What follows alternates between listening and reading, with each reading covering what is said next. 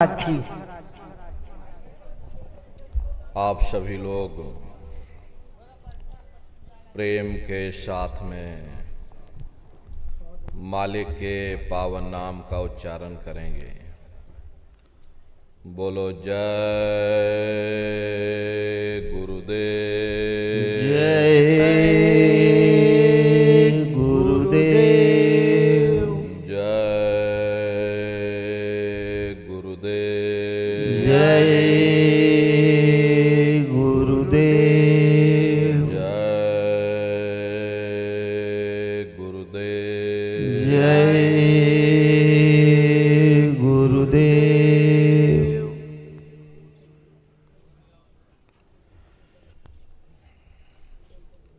सर्वत्र विराजमान शब्द स्वरूप परम पूज्य स्वामी जी महाराज के श्री चरणों में कोटि कोटि नमन प्रणाम करते हुए इस सत्संग समारोह में पधारे हुए सभी सत्संगी धर्म प्रेमी भाई बहनों को सादर जय गुरुदेव। प्रेमी भाई बहनों, हम आप परम सौभाग्यशाली हैं। कैसे कलिकाल में हम लोगों को ये मानव तन, ये मनुष्य शरीर प्राप्त हुआ है। उससे भी परम सौभाग्य की बात है कि मनुष्य रूपी मंदिर में बैठ करके हम लोगों को सत्संग सुनने का ये अवसर मिल रहा। सत्संग जल जो कोई पावे, मैलाई सब कट कट जावे। ये सत्संग है, ये कोई किस्से और कहानियां नहीं, नाच गाना ढोल और मजीरा नहीं। ये महात्माओं की अजर अमर वाणियां हैं। यदि आपने ध्यान से सुन लिया तो निश्चय ही आपको अपने मानव जीवन के उद्देश्यों के बारे में पता चलेगा कि आखिर ये मनुष्य शरीर हमको क्यों मिला है, क्या इसका उद्देश्य है, मरने के बाद हम लोग कहाँ जाएंगे, हमारे रिश्ते नातेदार, हमारे कुटुंब परिवार वाले कहाँ जाएंगे, कैसे हमारी जीवात्मा का कल्याण होगा। इन सभी प्रश्नों की जानकारी आपको सत्संग के माध्यम से प्राप्त होगी। इसलिए प्रेमी भाई बहनों, जो भी वचन वाणी आपको सुनाई जाए, प्रेम और प्यार के साथ बैठ करके एक एक वचन को बड़े ध्यान के साथ सुनिएगा। महात्माओं के सत्संग में कभी किसी जात और बिरादरी, किसी कौम या मजहब या किसी भी व्यक्ति विशेष की कभी कोई निंदा चुगली आलोचना या किसी की यहाँ बुराई नहीं की जाती। सत्संग कैसे जानिए, जित एक नाम वखान। सत्संग वह जगह है जहां केवल शब्द या नाम का प्रचार किया जाता, उस मालिक से मिलने का प्रेम और प्यार पैदा किया जाता। हम आप परम सौभाग्यशाली हैं, ये अवसर हम लोगों को मिला हुआ है। जो भी थोड़े बहुत वचन आपको सुनाए जाएं, उन वचनों को बड़े ध्यान के साथ सुनिएगा और समझने की कोशिश करिएगा। हम भी ये प्रयास करेंगे कि आपको सरल से सरल भाषा में आप सभी को समझाया जा सके। प्रेमी भाई बहनों, यह मनुष्य शरीर हम लोगों को बड़े सौभाग्य से प्राप्त हुआ है। ये जीवन बहुत अनमोल है। उस परम पिता परमात्मा ने हमको यह जीवन केवल इसीलिए दिया है ताकि हम जीते जी उस प्रभु की भक्ति करके अपनी जीवात्मा का कल्याण करा सकें। ये 5 तत्वों का पुतला, ये पंच भौतिक शरीर हम लोगों को एक निश्चित समय के लिए मिला हुआ, एक निश्चित समय को हम आप नहीं जानते हैं, किंतु जिसका ये मकान है, जिसका ये शरीर है, वो अवश्य ही जानता है। और समय पूरा हो जाने पर मकान मालिक जबरदस्ती इस मकान को खाली करवा देगा। उस समय न जमीन जायदाद काम आएगी, ना ये धन और संपत्ति काम आएगी। जीवात्मा को निकाल करके इस शरीर से बाहर कर दिया जाएगा। ये शरीर हमारा आपका यहीं जमीन पर धड़ाम से गिर पड़ेगा, क्योंकि जीवात्मा के निकल जाने के बाद में ये शरीर सिर्फ एक माटी का पुतला है, उससे ज्यादा कुछ भी नहीं। आप इस मिट्टी के पुतले को ले जाकर शमशान भूमि पर जला करके राख कर दोगे। हमारा आपका नाम, हमारी आपकी जात और बिरादरी उसी शमशान भूमि पर जल करके राख हो जाएगी।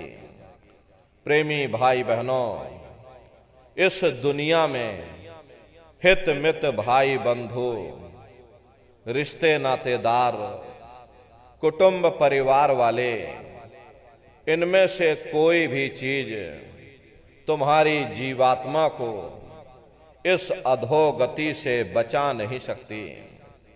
हम कौन हैं, हम कहां से आए हैं और हमें जाना कहां है, ये मानव मात्र के लिए एक कठिन प्रश्न बना हुआ है। इस प्रश्न का हल तब तक नहीं होगा जब तक इस धराधाम पर कोई संत महात्मा फकीर न मिल जाए। इसीलिए वह मालिक अति दया और कृपा करके संतों महात्माओं को धरती पर भेजते हैं, और संत महात्मा फकीर यहां पर आकर के हम जीवों को समझाने की कोशिश करते हैं कि भाई हम आए वही देश से जहां तुम्हारो धाम, तुम सबको घर पहुंचावना एक हमारो काम। हम उसी देश से आए हैं जिस देश के तुम रहने वाले हो, परंतु तुम अपने सच्चे देश को छोड़ करके इस झूठे काल और माया के देश में फंस गए। यह देश तुम्हारा देश नहीं, तुम्हारा देश सचखंड है। ये कौम तुम्हारी कौम नहीं, तुम्हारी कौम सतनाम है, और ये जीवात्मा उस सतनाम रूपी समुद्र की बूंद है। इस बूंद को समुद्र से मिलाओ, यानी जीवात्मा को उस परमात्मा से मिलाओ। वो परमात्मा है, वो आपको मिलेगा, जीते जी मिलेगा, इसी मनुष्य शरीर में मिलेगा। इसी मनुष्य शरीर के अंदर जाकर के परमात्मा से मिलने का वह एकमात्र दरवाजा है, और उस दरवाजे का भेद केवल संतों महात्माओं को ही प्राप्त है।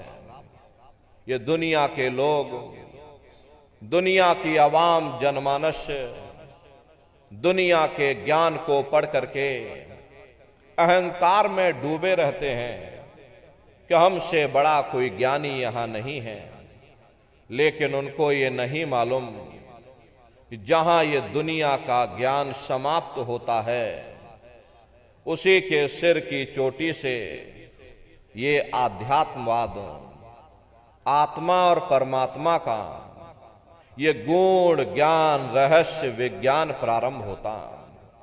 उस विज्ञान को पाने के लिए सबसे पहले यह जरूरी है कि पहले आप लोग मानवतावादी बनो, मानव धर्म और मानव कर्म को अपनाओ। अरे मानव धर्म क्या है? इंसान इंसान के काम आवे, एक दूसरे की निस्वार्थ भाव से सेवा करे, सत्य, दया, अहिंसा, परोपकार आदि गुणों को अपने जीवन में उतार करके और किसी संत महात्मा की खोज करके उनके बताए हुए रास्तों पर चल करके उस मालिक की भक्ति करके अपनी जीवात्मा का कल्याण करा ले, यही इंसान का सबसे बड़ा मानव धर्म है। लेकिन आज इस कलिकाल में ये दुनिया की आवाम जनमानस इंद्रियों के भोग और वासनाओं में, शराबों और कबाबों में, मांस और मदिरा में सुख ढूंढने की कोशिश कर रही। ये चरित्र पतन जैसे कार्यों को अपना करके ये आवाम जनमानस कैसे सुखी हो सकती? पहले अपने चरित्र जैसे धन को इकट्ठा करो, क्योंकि चरित्र ही सब कुछ है। अरे चरित्र ही मानव धर्म की पूंजी है। ये दुनिया भर के रगड़े झगड़े, पिता पुत्र में लड़ाई, आदमी औरत में लड़ाई, घर परिवार में लड़ाई, समाज में लड़ाई, जातियों में लड़ाई, मुल्क में लड़ाई। हरे नर नारियों, ये इंसानों का काम नहीं है, ये हैवानों का काम है।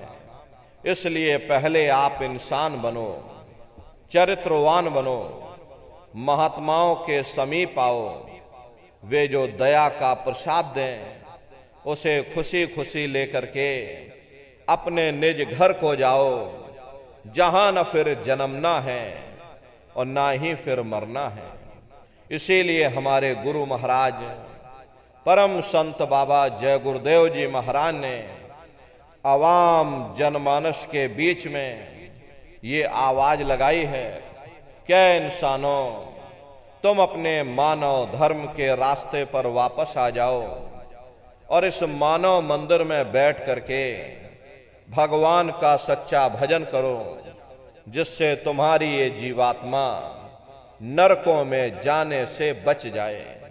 अरे हम माने ना माने, लेकिन संत महात्मा त्रिकालदर्शी होते हैं, वे सब कुछ जानते हैं। अगर हम उनके वचनों को मान जाएंगे तो हम लोग बच जाएंगे, नहीं तो खाई और खंदक में जा करके गिर जाएंगे।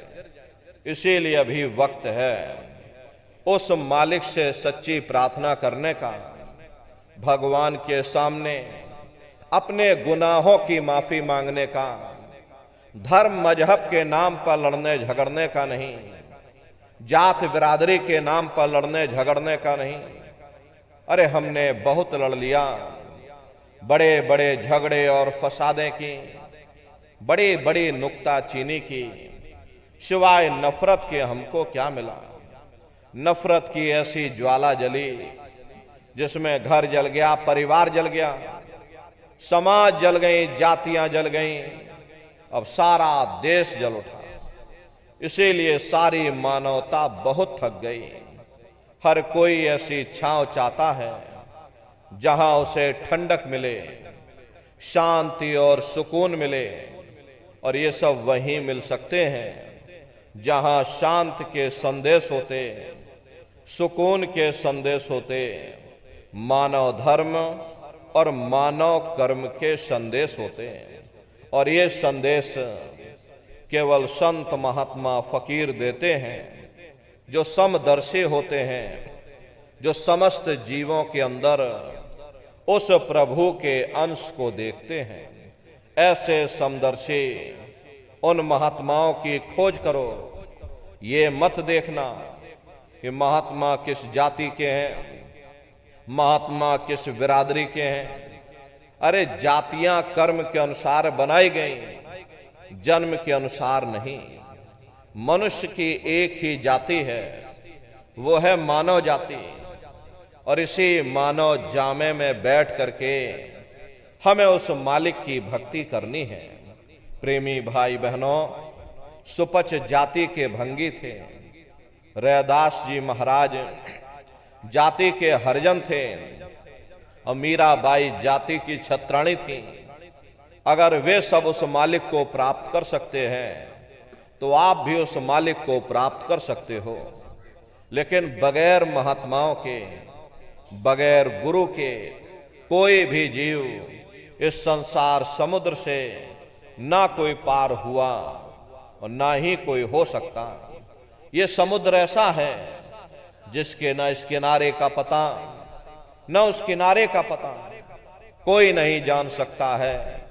ये दुनिया कब बनी, कितनी बार प्रलय और महाप्रलय हो गई, लेकिन इतना जरूर मालूम है कि जिस दिन से दुनिया बनी है हम लोग यहीं पर भटका खा रहे। अगर इधर से हवा चली, नैया हमारी उधर चली गई, और कहीं उधर से हवा चल गई, हमारी नैया डगमगाते हुए इधर चली गई। न जाने कितने युग और कल्प बीत गए, लेकिन हमारी ये जीवन की नैया आज तक इस भवसागर से किनारे नहीं लगी। इसलिए नर नारियों, सौभाग्य से वक्त का इतना बड़ा वरदान आपको मिला, ये मानव तन आपको मिल गया। न जाने किस महात्मा की दया हो गई, न जाने कौन से जन्म जन्मांतरों के शुभ पुण्य कर्म उदय हो गए जो आपको ये मनुष्य शरीर मिल गया। अरे अब की बार ये मौका तुमको मिल गया है। मिली नरदेह यह तुमको, बनाओ काज कुछ अपना, पचो मत या इस जग में, जानियो रैन का सुपना। प्रेमी भाई बहनों, जैसे रात में हम लोग स्वप्न देखते हैं, हालांकि उस समय पर हमें स्वप्न सच मालूम पड़ता है, असली प्रतीत मालूम होता है। लेकिन जब हम लोग सुबह उठते हैं, जब हमारी आंखें खुलती हैं, तब हमें होश आता है कि नहीं भाई, हम तो स्वप्न देख रहे थे, ये सब भ्रम है। ठीक उसी प्रकार से ये दुनिया भी 10-20-100 साल का स्वप्न है। अब आप कहोगे हम जाग रहे हैं, परंतु प्रेमी भाई बहनों, ऐसा हरगिज नहीं है। जिस दिन मौत का वक्त आएगा, अरे हम लोग रोएंगे, हाय हाय करके चिल्लाएंगे कि हाय, हमने सारी जिंदगी यूं ही स्वप्न में गुजार दी, जागने का समय तो अभी आया था, जो कुछ करना था अभी करना था। लेकिन प्रेमी भाई बहनों, अब पछताए होत क्या जब चिड़िया चुग गई खेत। महात्मा प्रेम से जीवों को समझाते हैं कि भाई देह और ग्रह सब झूठा, और भरम में काहे को खपना। ये घर बार हमारा अपना नहीं, अरे पराया देश है। ये सराय खाना है, ये मुसाफिर खाना है। ये शरीर भी तुम्हारा अपना नहीं, ये भी काल का पिंजरा है, किराए का मकान है, पराया मकान है। किसी को 40-50 साल के लिए मिला, किसी को 80-90-100 साल के लिए मिल गया। जितने जितने श्वास उस मालिक ने बख्शे हैं, उसे भुगतने के बाद में हमें शरीर को यहीं छोड़ जाना। श्वास दुधारा नित्य ही जारी, एक दिन खाली चाम। प्रेमी भाई बहनों, एक तालाब पानी से चाहे कितना भी क्यों ना भरा हो, आप एक छोटी सी नाली काटकर खोल दीजिए, तालाब में छोटा सा छेद कर दीजिए, तो सारा पानी ही तालाब से बाहर निकल जाएगा। ठीक उसी प्रकार से तुम्हारा ये शरीर भी श्वासों का भंडार है, और जब तक श्वासों का भंडार जारी है, हम दुनिया के काम काज में फंसे हुए, दुनिया के कारोबार में हम आप उलझे हुए, लेकिन जिस वक्त ये श्वासों का भंडार खाली होगा, अरे टेलीफोन खड़क जाएंगे, तार पहुंच जाएंगे, संदेश पहुंच जाएंगे, सब रिश्ते नातेदार, सब कुटुंब परिवार वाले, सब अड़ोस पड़ोस वाले मिनटों सेकंडों में इकट्ठा हो जाएंगे। प्रेमी भाई बहनों, जिस शरीर से तुम इतना प्रेम किया करते थे, साबुन से मल मल करके नहाते थे, उसे कोई एक रात भी घर में रखने को तैयार नहीं होता। ये कंधों पर लटका करके शमशान भूमि पर छोड़ करके आ जाते हैं। हिंदू लोग तिनका तोड़ाते हैं, जैसे तिनका टूट गया, तेरा मेरा रिश्ता नाता टूट गया। मुसलमान ईसाई लोग खाक की मिट्टी कब्र में डाल देते हैं। जो मेरे लिए खाक की मिट्टी है, वह मेरे लिए तू है। अरे मामूली कष्ट नहीं होता, मौत के समय में घन घोर पीड़ा होती है। जनमत मरत दुसह दुख हुई, सहजो बाई ने बयान किया है कि सहजो मौत आइया, अंग अंग दिया तोड़, और हिया जरे छाती फटे, उठे पीर घन घोर। गुरु महाराज सत्संग में फरमाते थे कि जैसे 1,00,000 बिच्छू एक साथ मिल करके हमारे शरीर पर डंक मारें, उससे भी लाखों करोड़ों गुना ज्यादा मौत के समय में दर्द होता है। प्रेमी भाई बहनों, जब मृत्यु आती है तो किस तरह से प्राण निकलते हैं, प्राणों के निकलने की क्या प्रक्रिया होती है, पहले उसे आप अच्छी तरह से समझ लीजिए। सिमटत भास श्वास उठ जावे, और प्राण पति जब सिमट समावे, उस समय हमारी ये श्वासें रुक जाती हैं, शरीर की चेतना नीचे से सिमटने लगती है। तो सबसे पहले गुदा चक्र टूटता है, क्योंकि गुदा चक्र में पृथ्वी का वास होता है। गुदा चक्र टूट करके ऊपर इंद्रिय चक्र में समा जाता। इंद्रिय चक्र में जल का वास होता, यानी जल ने पृथ्वी को घोल दिया।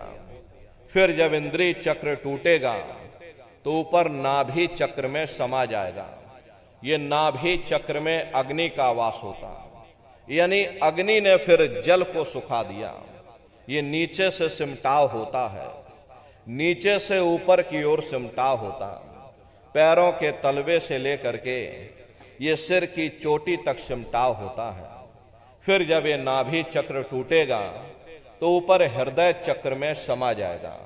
हृदय चक्र में वायु का वास होता, यानी वायु ने अग्नि को अपने में समाहित कर लिया, और इस तरह से वायु ऊपर आकाश मुड़ गई।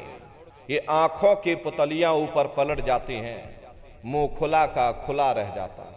अरे महात्मा कहते हैं, जब यह कर्म कलाय उपजावे और बुद्धि सुरत की आन दबावे, जब यह जीवात्मा पांचों तत्वों को लांग करके जल पृथ्वी अग्नि वायु आकाश पांचों तत्वों को लांग करके ऊपर आती है, तो काल दाढ़ में आन दवानी, जब ढर के नैनन से पानी।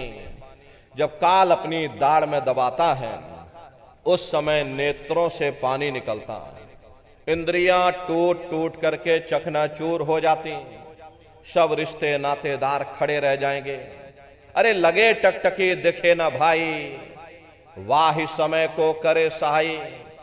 उस समय मरने वाला टकटकी लगाकर देखता है कि कोई मेरी मदद कर दे, कोई मेरी सहायता कर दे, अरे कोई मुझे बचा ले। लेकिन प्रेमी भाई बहनों, सब नात रिश्तेदार खड़े रह जाते हैं, भाई बंधु सब देखते रह जाते हैं, डॉक्टर वैद्य हकीम सब आपको घेरे रह जाते हैं, लेकिन उस समय आपको कोई बचा नहीं पाता। जम के दूत घेर चौफेरा, निक्षय प्राण छोड़ के डेरा। यमदूत आते हैं, प्राणों की डोरी को तोड़ देते हैं और जीवात्मा को खींच करके इस शरीर से बाहर कर दिया जाता है। और जैसे ही जीवात्मा शरीर से अलग हुई, ये शरीर हमारा मिट्टी हो जाता है।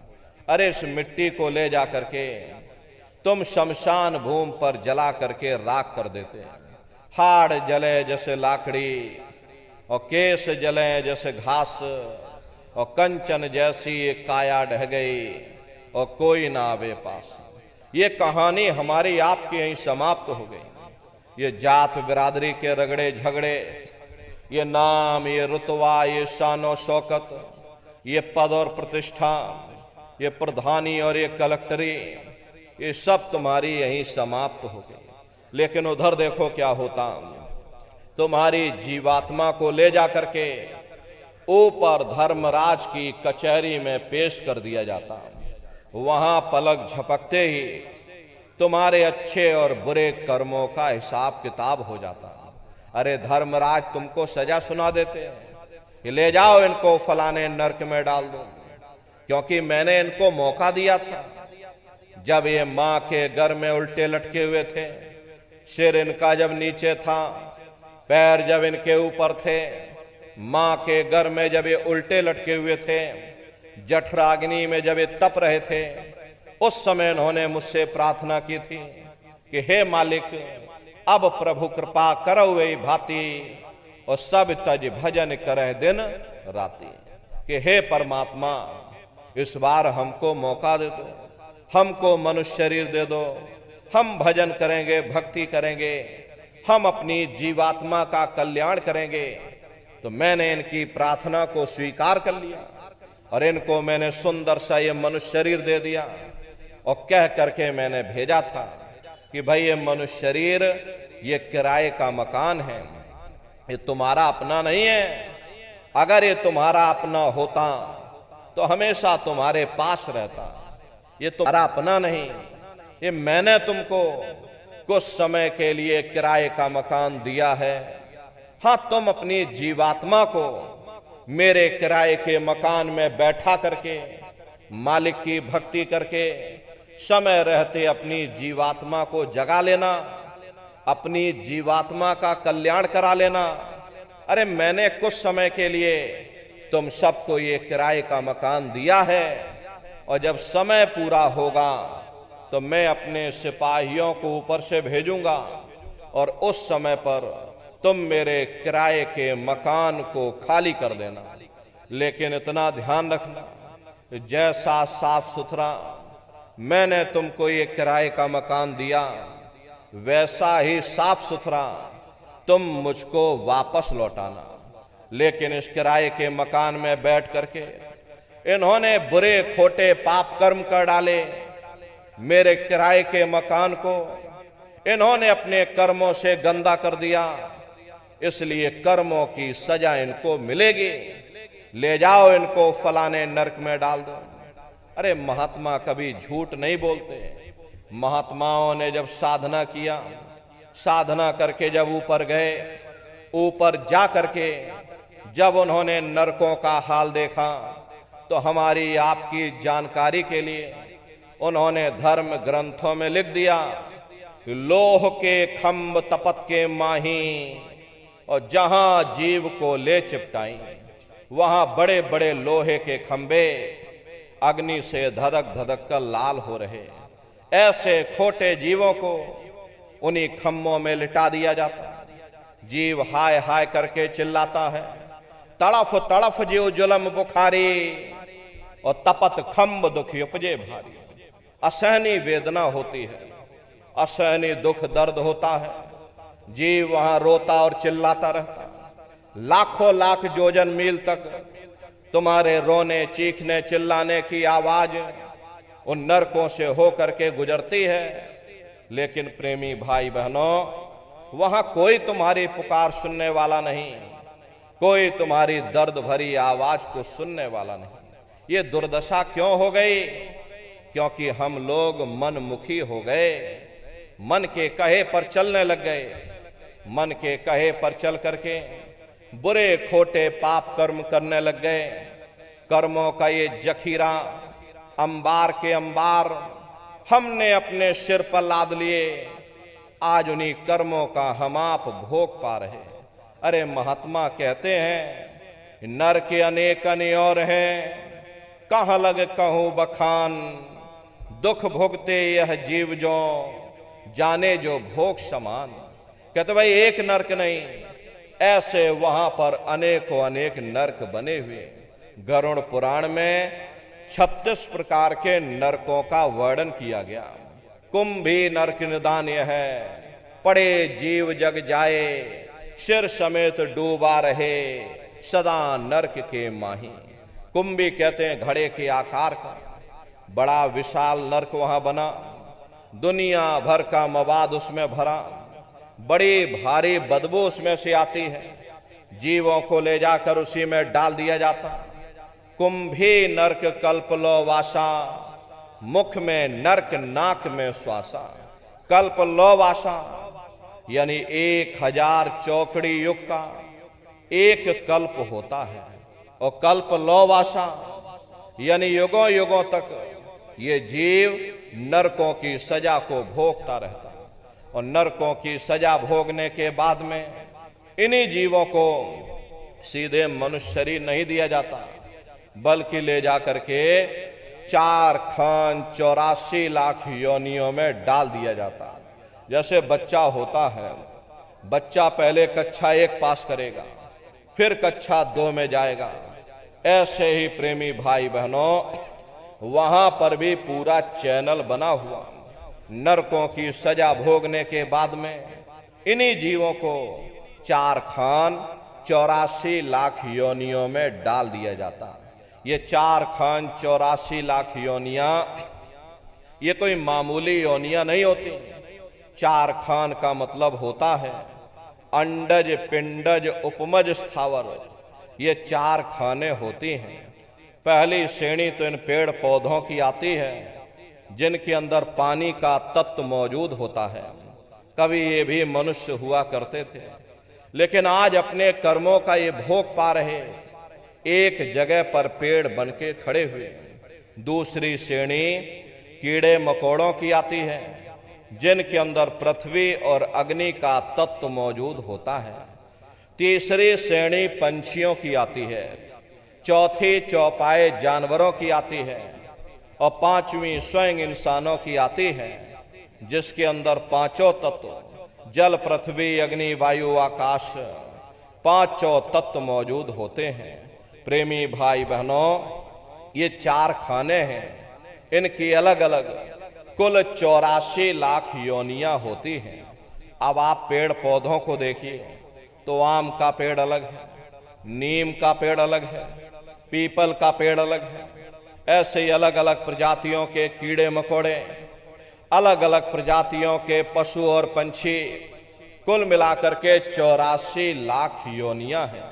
हम दुनिया के जीव नरकों की सजा भोगने के बाद में इन्हीं 84 लाख योनियों में डाल दिए जाते हैं।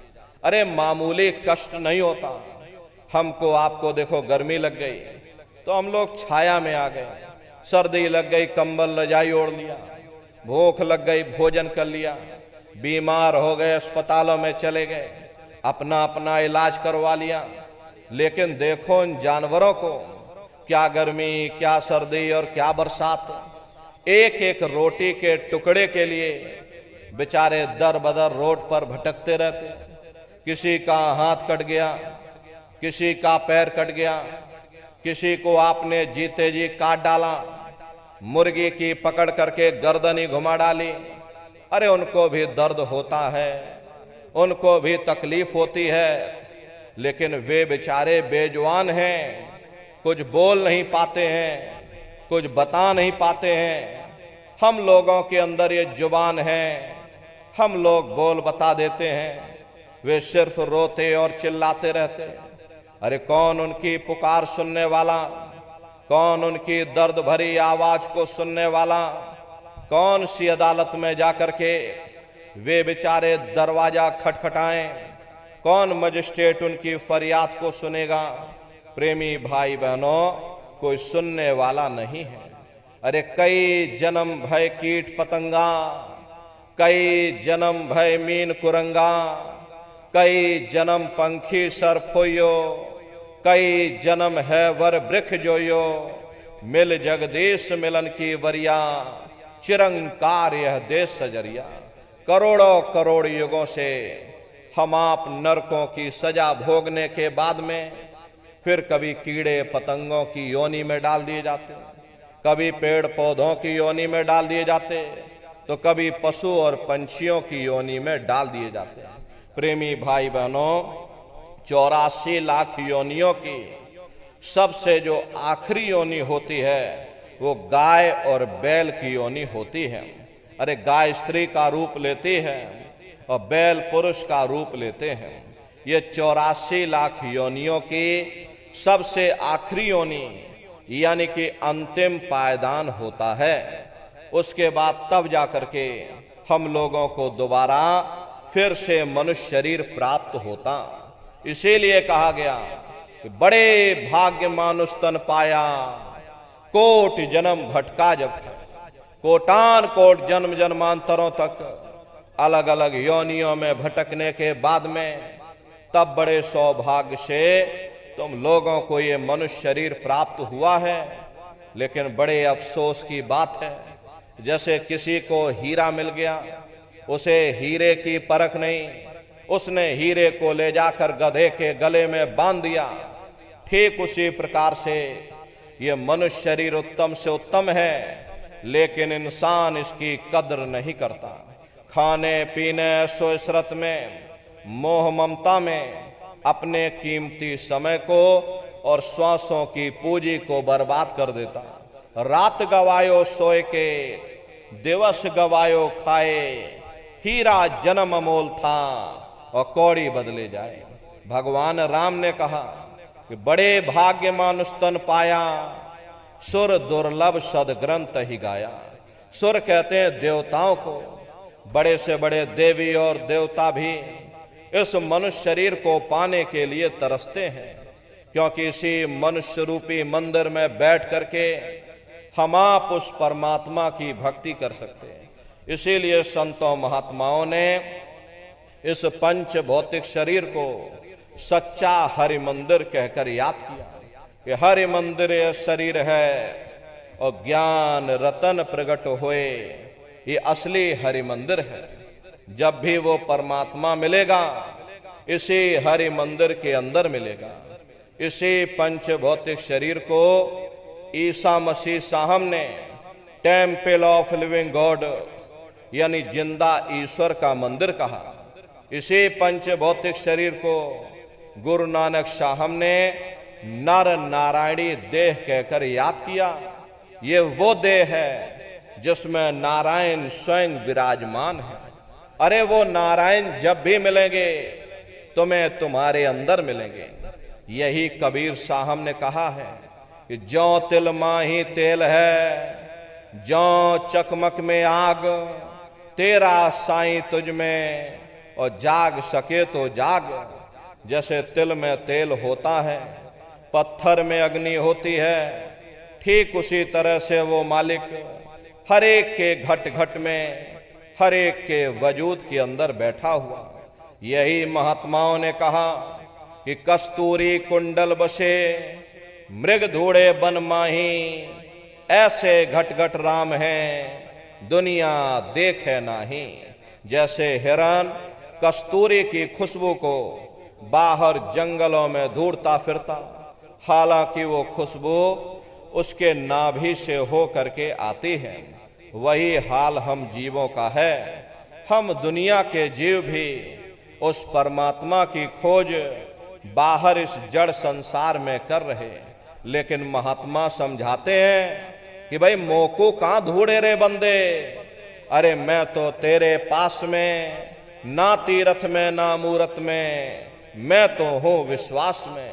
ना मैं तीरथ में मिलूंगा, ना मैं मूरत में मिलूंगा, ना मैं अन्य किसी कर्म कांड में मिलूंगा, ना मैं ग्रंथों में मिलूंगा, ना मैं पोथियों में मिलूंगा, ना ही मैं इन किताबों में मिलूंगा।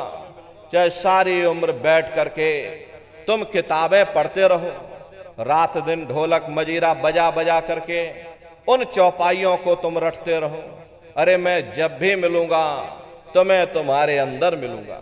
प्रेमी भाई बहनों, बड़ी सीधी सी बात है कि अगर खाना बनाने की किताब सारी उम्र बैठ करके तुम पढ़ते ही रहोगे कि भाई खाना ऐसे बनता है, खाना वैसे बनता है, खाने में नमक डाला जाता है, खाने में तेल डाला जाता है, खाने में हल्दी डाली जाती है, फिर उसमें जीरा डाला जाता है, तो कभी तुम्हारा पेट नहीं भर सकता जब तक आप खाना बनाओगे नहीं, उसे स्वयं खाओगे नहीं, कभी तुम्हारा पेट नहीं भर सकता। अरे हम वेदों की निंदा नहीं करते, हम ग्रंथों की निंदा नहीं करते, हम गीता कुरान और बाइबल की निंदा नहीं करते। वेद शास्त्र गीता कुरान बाइबल जितने भी हमारे धर्म ग्रंथ हैं, चिल्ला चिल्ला करके सब यही कह रहे हैं कि भाई मनुष्य के अंदर अंड खंड ब्रह्मांड है, स्वयं वो परमात्मा तेरे अंदर बैठा है। चलो अंदर चलो, अंदर चल करके उस परमात्मा का दर्शन दीदार करो। अब सवाल ये उठता है, भाई आखिर हम अपने अंदर जा करके उस परमात्मा का दर्शन कैसे करेंगे? तो इसके लिए संतों महात्माओं ने केवल 3 साधन बताए। साधन 3 सारे वर्णे और साधन सब थोथे मान। इस कलयुग में उस मालिक को पाने के लिए महात्माओं ने केवल 3 पूजाएं बताई हैं। पहला है सुमरन, दूसरा है ध्यान और तीसरा है भजन। सुमरन कहते हैं अपने गुरु को याद करना, ध्यान कहते हैं अपनी दिव्य दृष्टि को खोलना, और भजन कहते हैं कान में उंगली डाल करके उस शब्द को सुनना, उस नाम को सुनना, उस देववाणी आकाशवाणी को सुनना जो 24 घंटे तुम्हारे सब के अंदर गूंज रही है। प्रेमी भाई बहनों, ये सुरत शब्द नाम योग की साधना है। जितने भी महात्माएं धरती पर आए, उस मालिक को पाया तो सुरत शब्द नाम योग की साधना करके ही पाया। देखिए, सबसे पहले कबीर साहब आए। कबीर साहब ने सुरत शब्द नाम योग की साधना जारी की। उसके बाद गुरु नानक साहब आए। गुरु नानक साहब ने भी सुरत शब्द नाम योग की साधना जारी की। उसके बाद और भी महात्मा आए, कबीर, नानक, दादू दरिया, भीखा रविदास जी महाराज, पलटू साहब जी महाराज, जगजीवन साहब जी महाराज। आप चित्रकूट में चले जाइए, देखिए गोस्वामी जी महाराज जिन्होंने रामचरितमानस बनाई है, जिसका पाठ आप सभी लोग अपने अपने घरों में मंदिरों में बैठ करके करते हो, उन्होंने भी उस मालिक को पाया तो सुरत शब्द नाम योग की साधना करके ही पाया। देखिए, राजस्थान की धरती पर मीराबाई हुई, सहजोबाई हुई, उन्होंने भी उस मालिक को पाया तो सुरत शब्द नाम योग की साधना करके ही पाया। प्रेमी भाई बहनों, ये सुरत शब्द नाम योग की साधना है। इस साधना की 3 क्रियाएं हैं।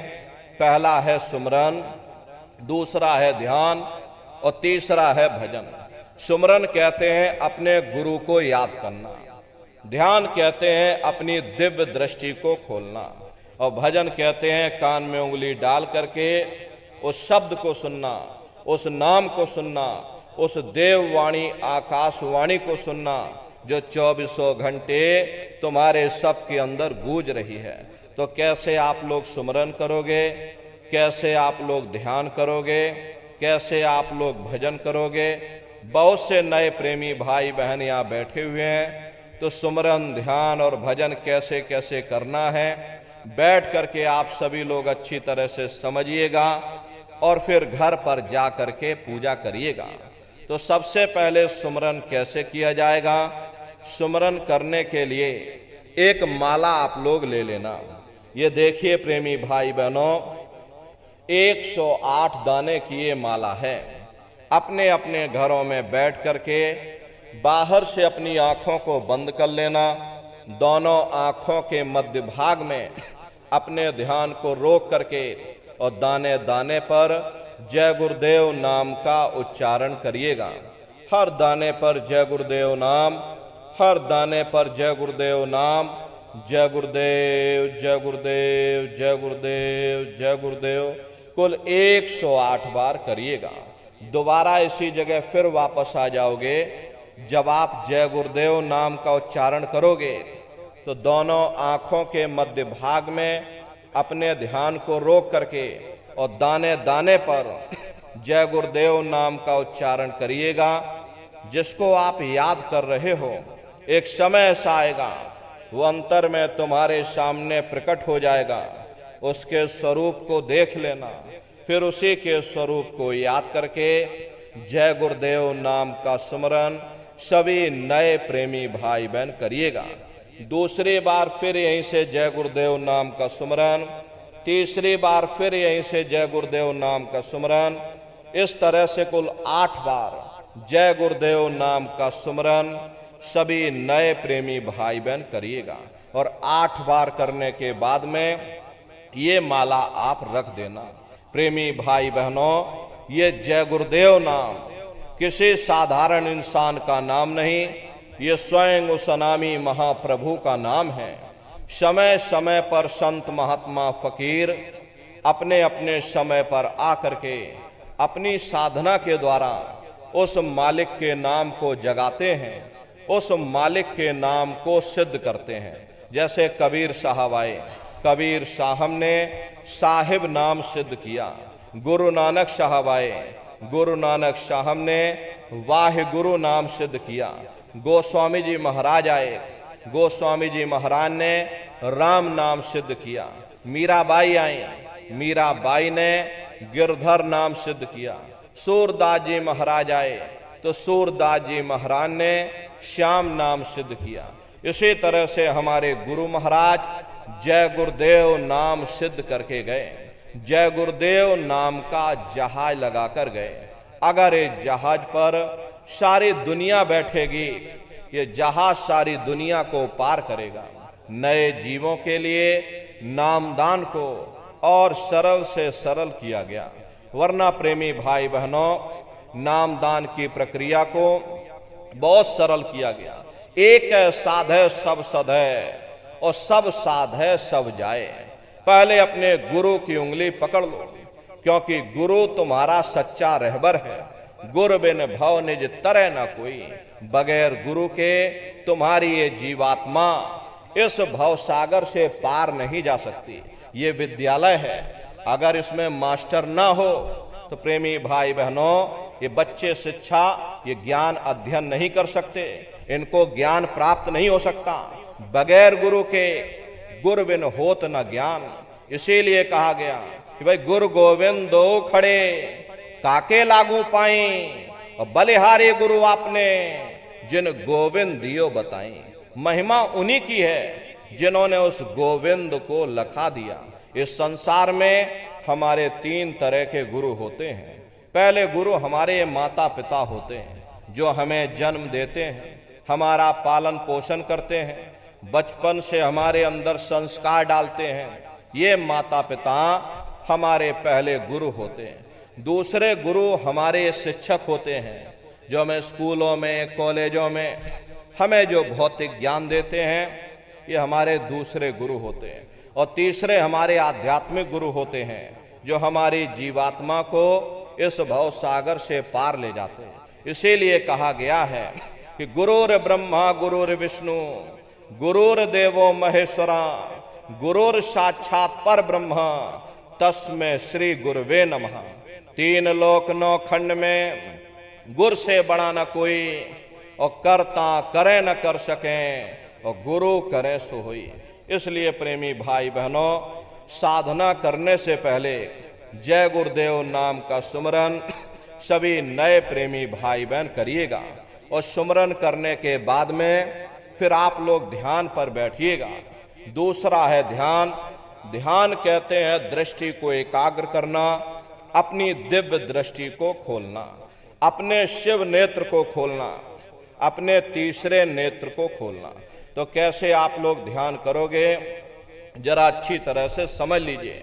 अपने अपने घरों में पलथी मार करके बैठिएगा, शरीर को टाइट मत करिएगा। बहुत से प्रेमी गलती कर देते हैं कि ध्यान के समय पर अपने शरीर को बिल्कुल टाइट कर देते हैं। यदि आप अपने शरीर को टाइट कर दोगे तो ये शरीर तुम्हारा थक जाएगा, फिर शरीर ढीला पड़ जाएगा, फिर जैसे के तैसे हो जाओगे। इसलिए पहले से ही अपने शरीर को बिल्कुल ढीला छोड़ दो। जितना आराम से बैठोगे उतना आपके लिए अच्छा रहेगा। तो अपने अपने घरों में पलथी मार करके ढीले बदन से आराम से बैठ जाना। बाहर से अपनी आंखों को बंद कर लेना। दोनों आंखों के मध्य भाग में दूर सामने देखिएगा, सामने आपको अंधेरा दिखाई पड़ेगा। जब आप अपने बाहर की आंख को बंद कर लोगे और अंतर में सामने देखोगे तो सामने आपको अंधेरा दिखाई देगा। बस उसी अंधेरे में एक जगह पर आप अपनी दृष्टि को रोकिएगा। होशियारी यही रहे ये आंखों की पुतलियां हिलने ना पाएं। शुरुआती समय में ये आंखों की पुतलियां अंदर अंदर हिलेंगी, लेकिन जब आप रोज रोज अभ्यास करोगे, करत करत अभ्यास ते जड़ मत होत सुजान, जब रोज रोज अभ्यास करोगे तो आंखों की पुतलियां हिलना बंद हो जाएंगी। तो दूर सामने अंधेरे में एक जगह पर आप अपनी दृष्टि को रोकिएगा या उस अंधेरे को लगातार देखते रहना। दृष्टि अपने आप अंधेरे में रुक जाएगी।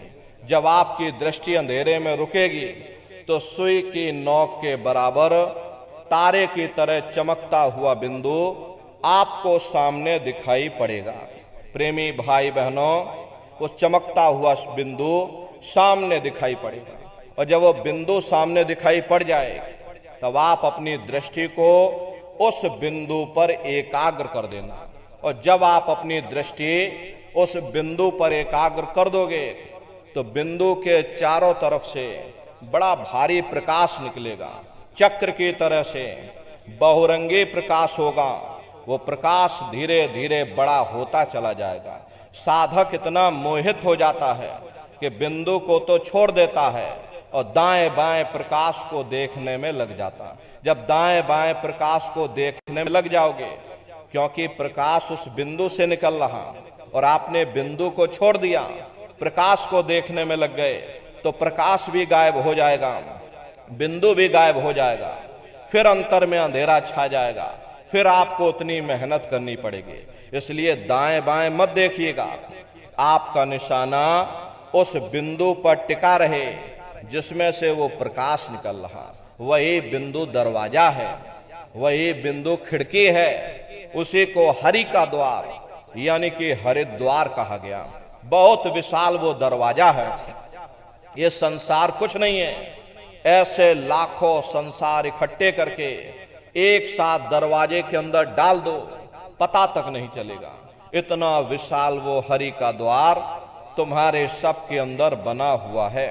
एक छोटे से बीज को लेकर के हम आपसे कहें कि उस बीज के अंदर बहुत बड़ा पेड़ है तो आप भरोसा नहीं करोगे, लेकिन उस छोटे से बीज को जब आप जमीन में गाड़ दोगे, थोड़ा खाद पानी दोगे, वो बीज अंकुरित हो जाएगा। उसमें से विशाल लताएं भी निकलेंगी, विशाल वृक्ष का रूप भी लेगा, उसमें से फल और फूल भी निकलेंगे। इसी तरह से आप सभी के अंदर सुई की नोक के बराबर तारे की तरह छोटे से छोटा बिंदु है। उस बिंदु के अंदर बड़े बड़े ब्रह्मांड बसे हुए हैं। वो तारे जैसा चमकता हुआ बिंदु आपको सामने दिखाई पड़ेगा। और जब वो बिंदु सामने दिखाई पड़ जाए तब आप अपनी दृष्टि को उस बिंदु पर एकाग्र कर देना। और जब आप अपनी दृष्टि उस बिंदु पर एकाग्र कर दोगे तो वही बिंदु दरवाजा है। वो दरवाजा खुल जाएगा, ये शिव नेत्र खुल जाएगा, ये दिव्य दृष्टि आपकी खुल जाएगी और आप दरवाजे के अंदर दाखिल हो जाओगे। एक बार प्रेमी भाई बहनों ये दिव्य दृष्टि खुल जाए, फिर क्या भूत, क्या भविष्य, क्या वर्तमान, कोई भेद आपसे गुप्त नहीं रहेगा। लाखों वर्ष पहले क्या हुआ था भविष्य में क्या होने वाला है। अरे आप अपने अपने घरों में बैठ करके और ध्यान लगा करके भूत भविष्य और वर्तमान को देख सकते हो। तो यह है ध्यान करने का तरीका। एक बार फिर से समझ लीजिए कैसे आपको ध्यान करना है। अपने अपने घरों में पलथी मार करके बैठ जाना, बाहर से अपनी आंखों को बंद कर लेना, दोनों आंखों के मध्य भाग में दूर सामने देखिएगा, सामने आपको अंधेरा दिखाई पड़ेगा। बस उसी अंधेरे में एक जगह पर आप अपनी दृष्टि को रोकिएगा, एक टक हो करके सामने उस अंधेरे को लगातार देखते रहना। दृष्टि अपने आप अंधेरे में रुक जाएगी। उस समय किसी के बारे में सोचना नहीं, किसी के बारे में विचार मत करना, शरीर को बिल्कुल हिलाना नहीं, शून्य हो करके शांत चित्त हो करके वह सामने उस अंधेरे को लगातार देखते रहो। जितना देर आपसे बन सके आप उस अंधेरे को लगातार देखते रहिएगा। देखते देखते देखते देखते आपकी ये दृष्टि उस अंधेरे में रुक जाएगी, और जैसे ही आपकी दृष्टि अंधेरे में रुकेगी तो सुई की नोक के बराबर तारे की तरह चमकता हुआ बिंदु आपको सामने दिखाई पड़ेगा। और जब वो बिंदु सामने दिखाई पड़ जाए तब आप अपनी दृष्टि को उस बिंदु पर एकाग्र कर देना। और जब आप अपनी दृष्टि उस बिंदु पर एकाग्र कर दोगे तो वो बिंदु फट जाएगा, वो दरवाजा खुल जाएगा, ये शिव नेत्र खुल जाएगा, ये दिव्य दृष्टि आपकी खुल जाएगी और आप दरवाजे के अंदर दाखिल हो जाओगे। तो प्रेमी भाई बहनों, ये है ध्यान करने का तरीका। और तीसरा है भजन। गाने बजाने का नाम भजन नहीं है, ये नाच गाना ढोल मजीरा, अरे इसका नाम भजन नहीं है। भजन कहते हो उस शब्द को सुनना, उस नाम को सुनना, उस देववाणी आकाशवाणी को सुनना जो 24 घंटे तुम्हारे सबके अंदर गूंज रही है। तो कैसे भजन करोगे जरा अच्छी तरह से समझ लीजिए।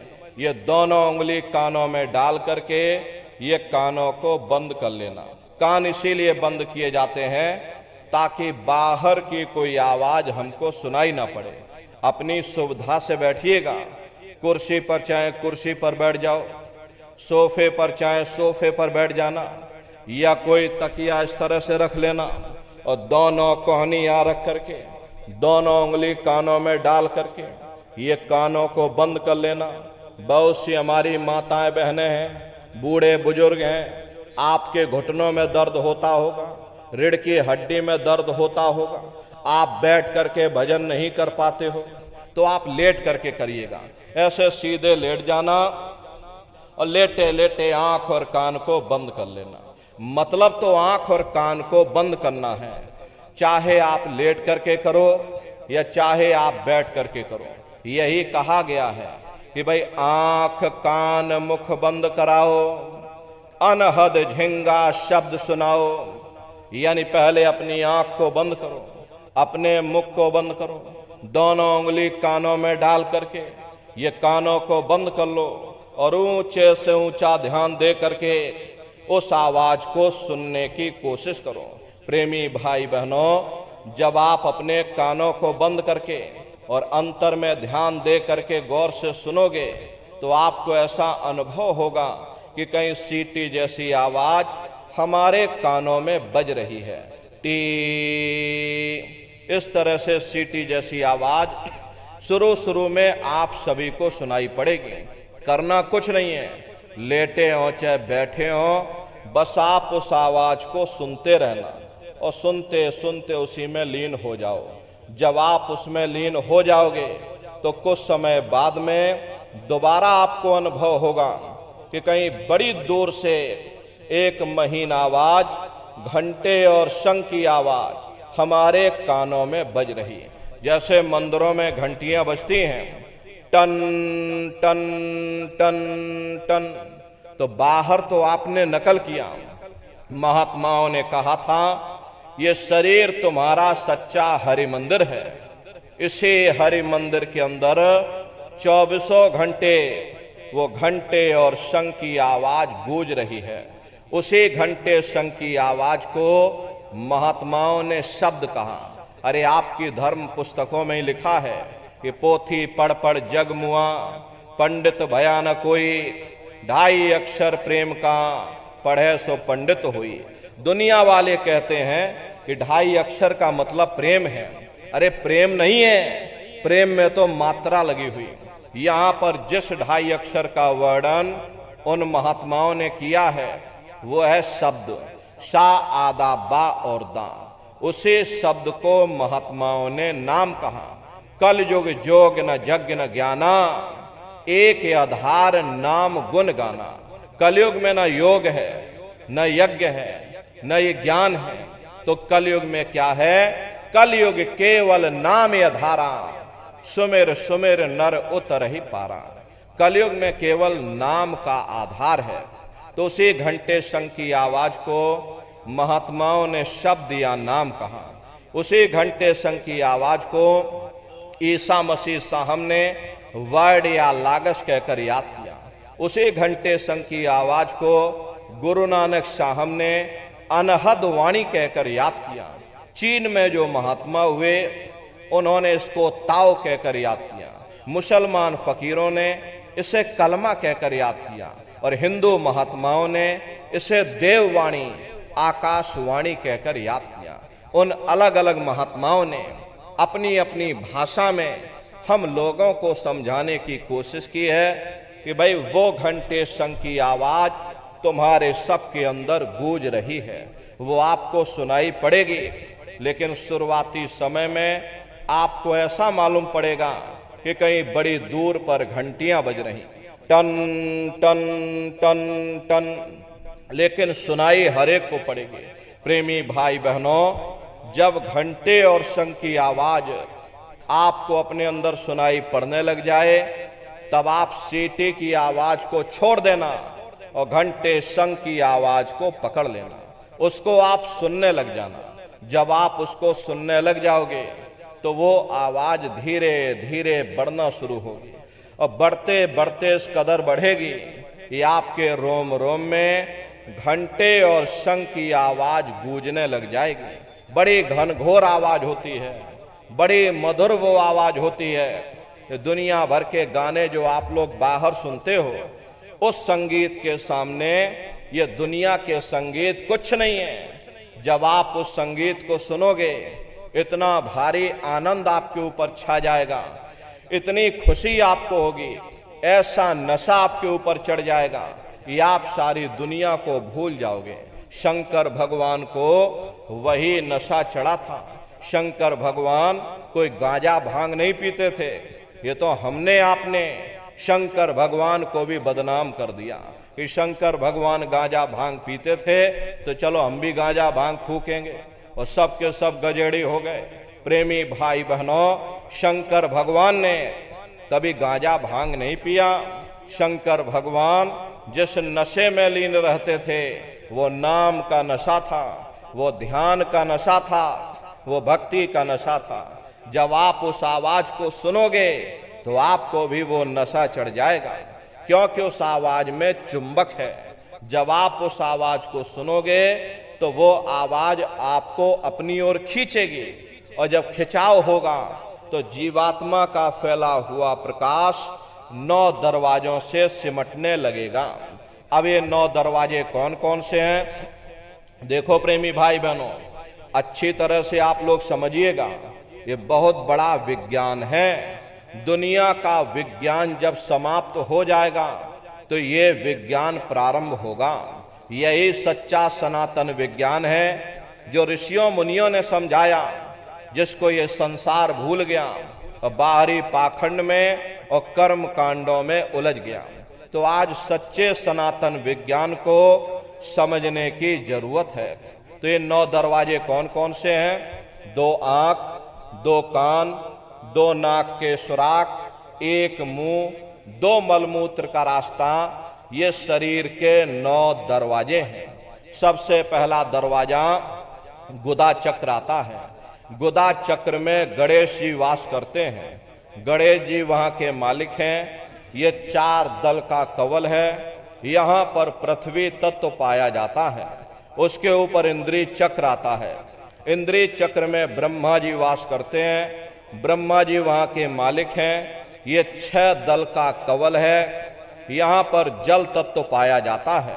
उसके ऊपर ये नाभि चक्र आता है। नाभि चक्र में विष्णु जी वास करते हैं। विष्णु जी यहाँ के मालिक हैं। ये 8 दल का कवल है। यहाँ पर अग्नि तत्व पाया जाता है। उसके ऊपर ये हृदय चक्र आता है। हृदय चक्र में शिव जी वास करते हैं। शिव जी यहाँ के मालिक हैं। ये 12 दल का कवल है। यहाँ पर वायु तत्व पाया जाता है। अरे वास तो वो ऊपरी मंडलों में, ऊपरी लोकों में वास करते हैं, लेकिन उनका प्रकाश, उनकी किरणें इन चक्रों पर पड़ती हैं। उसी के ऊपर एक कंठ चक्र आता है। यहाँ पर आद्या महाशक्ति की किरणें पड़ती हैं। ये 16 दल का कवल है।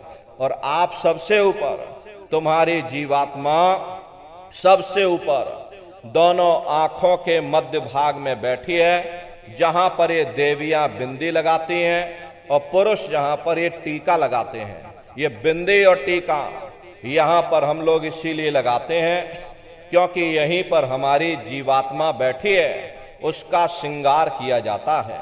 ये 10वां द्वार है जहां पर तुम्हारी जीवात्मा बैठी है। इसी को 10वां द्वार कहा जाता है। अरे आप लोग रोज चौपाई गाते हो कि मंगल भवन अमंगल हारी, द्रवं सुदशरथि अजर बिहारी। इसका अर्थ जरा समझने की कोशिश करो। प्रेमी भाई बहनों, ये शरीर तुम्हारा मंगल भवन है, तुम्हें अमंगलों से बचाने वाला, तुम्हें नरकों 84 से बचाने वाला। ये पंच भौतिक शरीर ही तुम्हारा मंगल भवन है। इस मंगल भवन के 10 दरवाजे हैं और 10वें दरवाजे पर ये अजर बिहारी यानी कि तुम्हारी जीवात्मा बैठी है।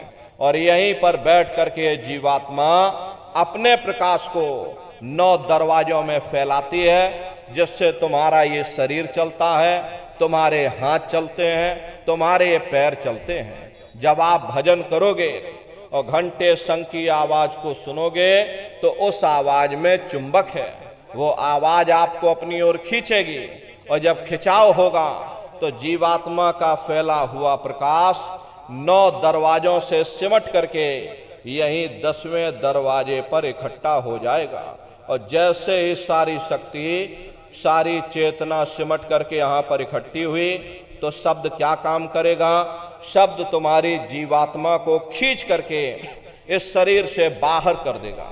फिर आप अपनी आंखों से देखिएगा कि हमारा शरीर ये है, हम ये खड़े।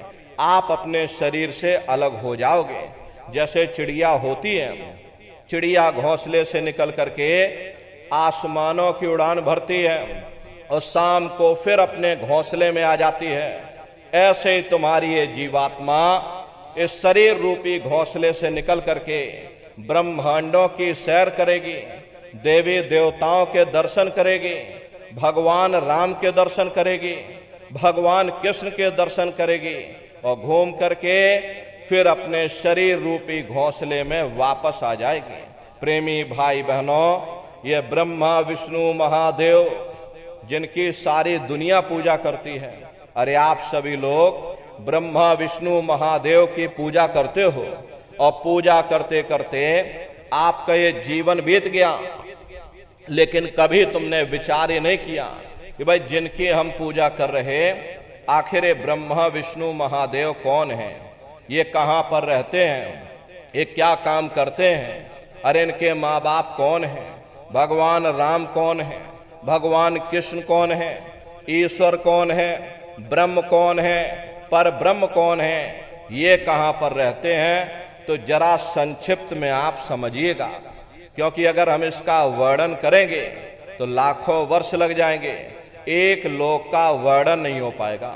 इतने विशाल लोक इस आसमान के ऊपर बने हुए, लेकिन संक्षिप्त में हम आपको बता रहे कि किन किन मंडलों को पार करते हुए तुम्हारी ये जीवात्मा अपने 5वें मंडल पर यानी कि सचखंड में पहुंचेगी। रास्ते में कौन कौन से देश मिलेंगे, उस देश के कौन कौन से राजा मिलेंगे, तो जरा संक्षिप्त में आप समझ लीजिए। प्रेमी भाई बहनों, जब आप भजन करोगे और जब घंटे और शंख की आवाज को सुनोगे, तो उसी घंटे शंख की आवाज को पकड़ करके ये जीवात्मा ब्रह्मांडों की चढ़ाई करती है।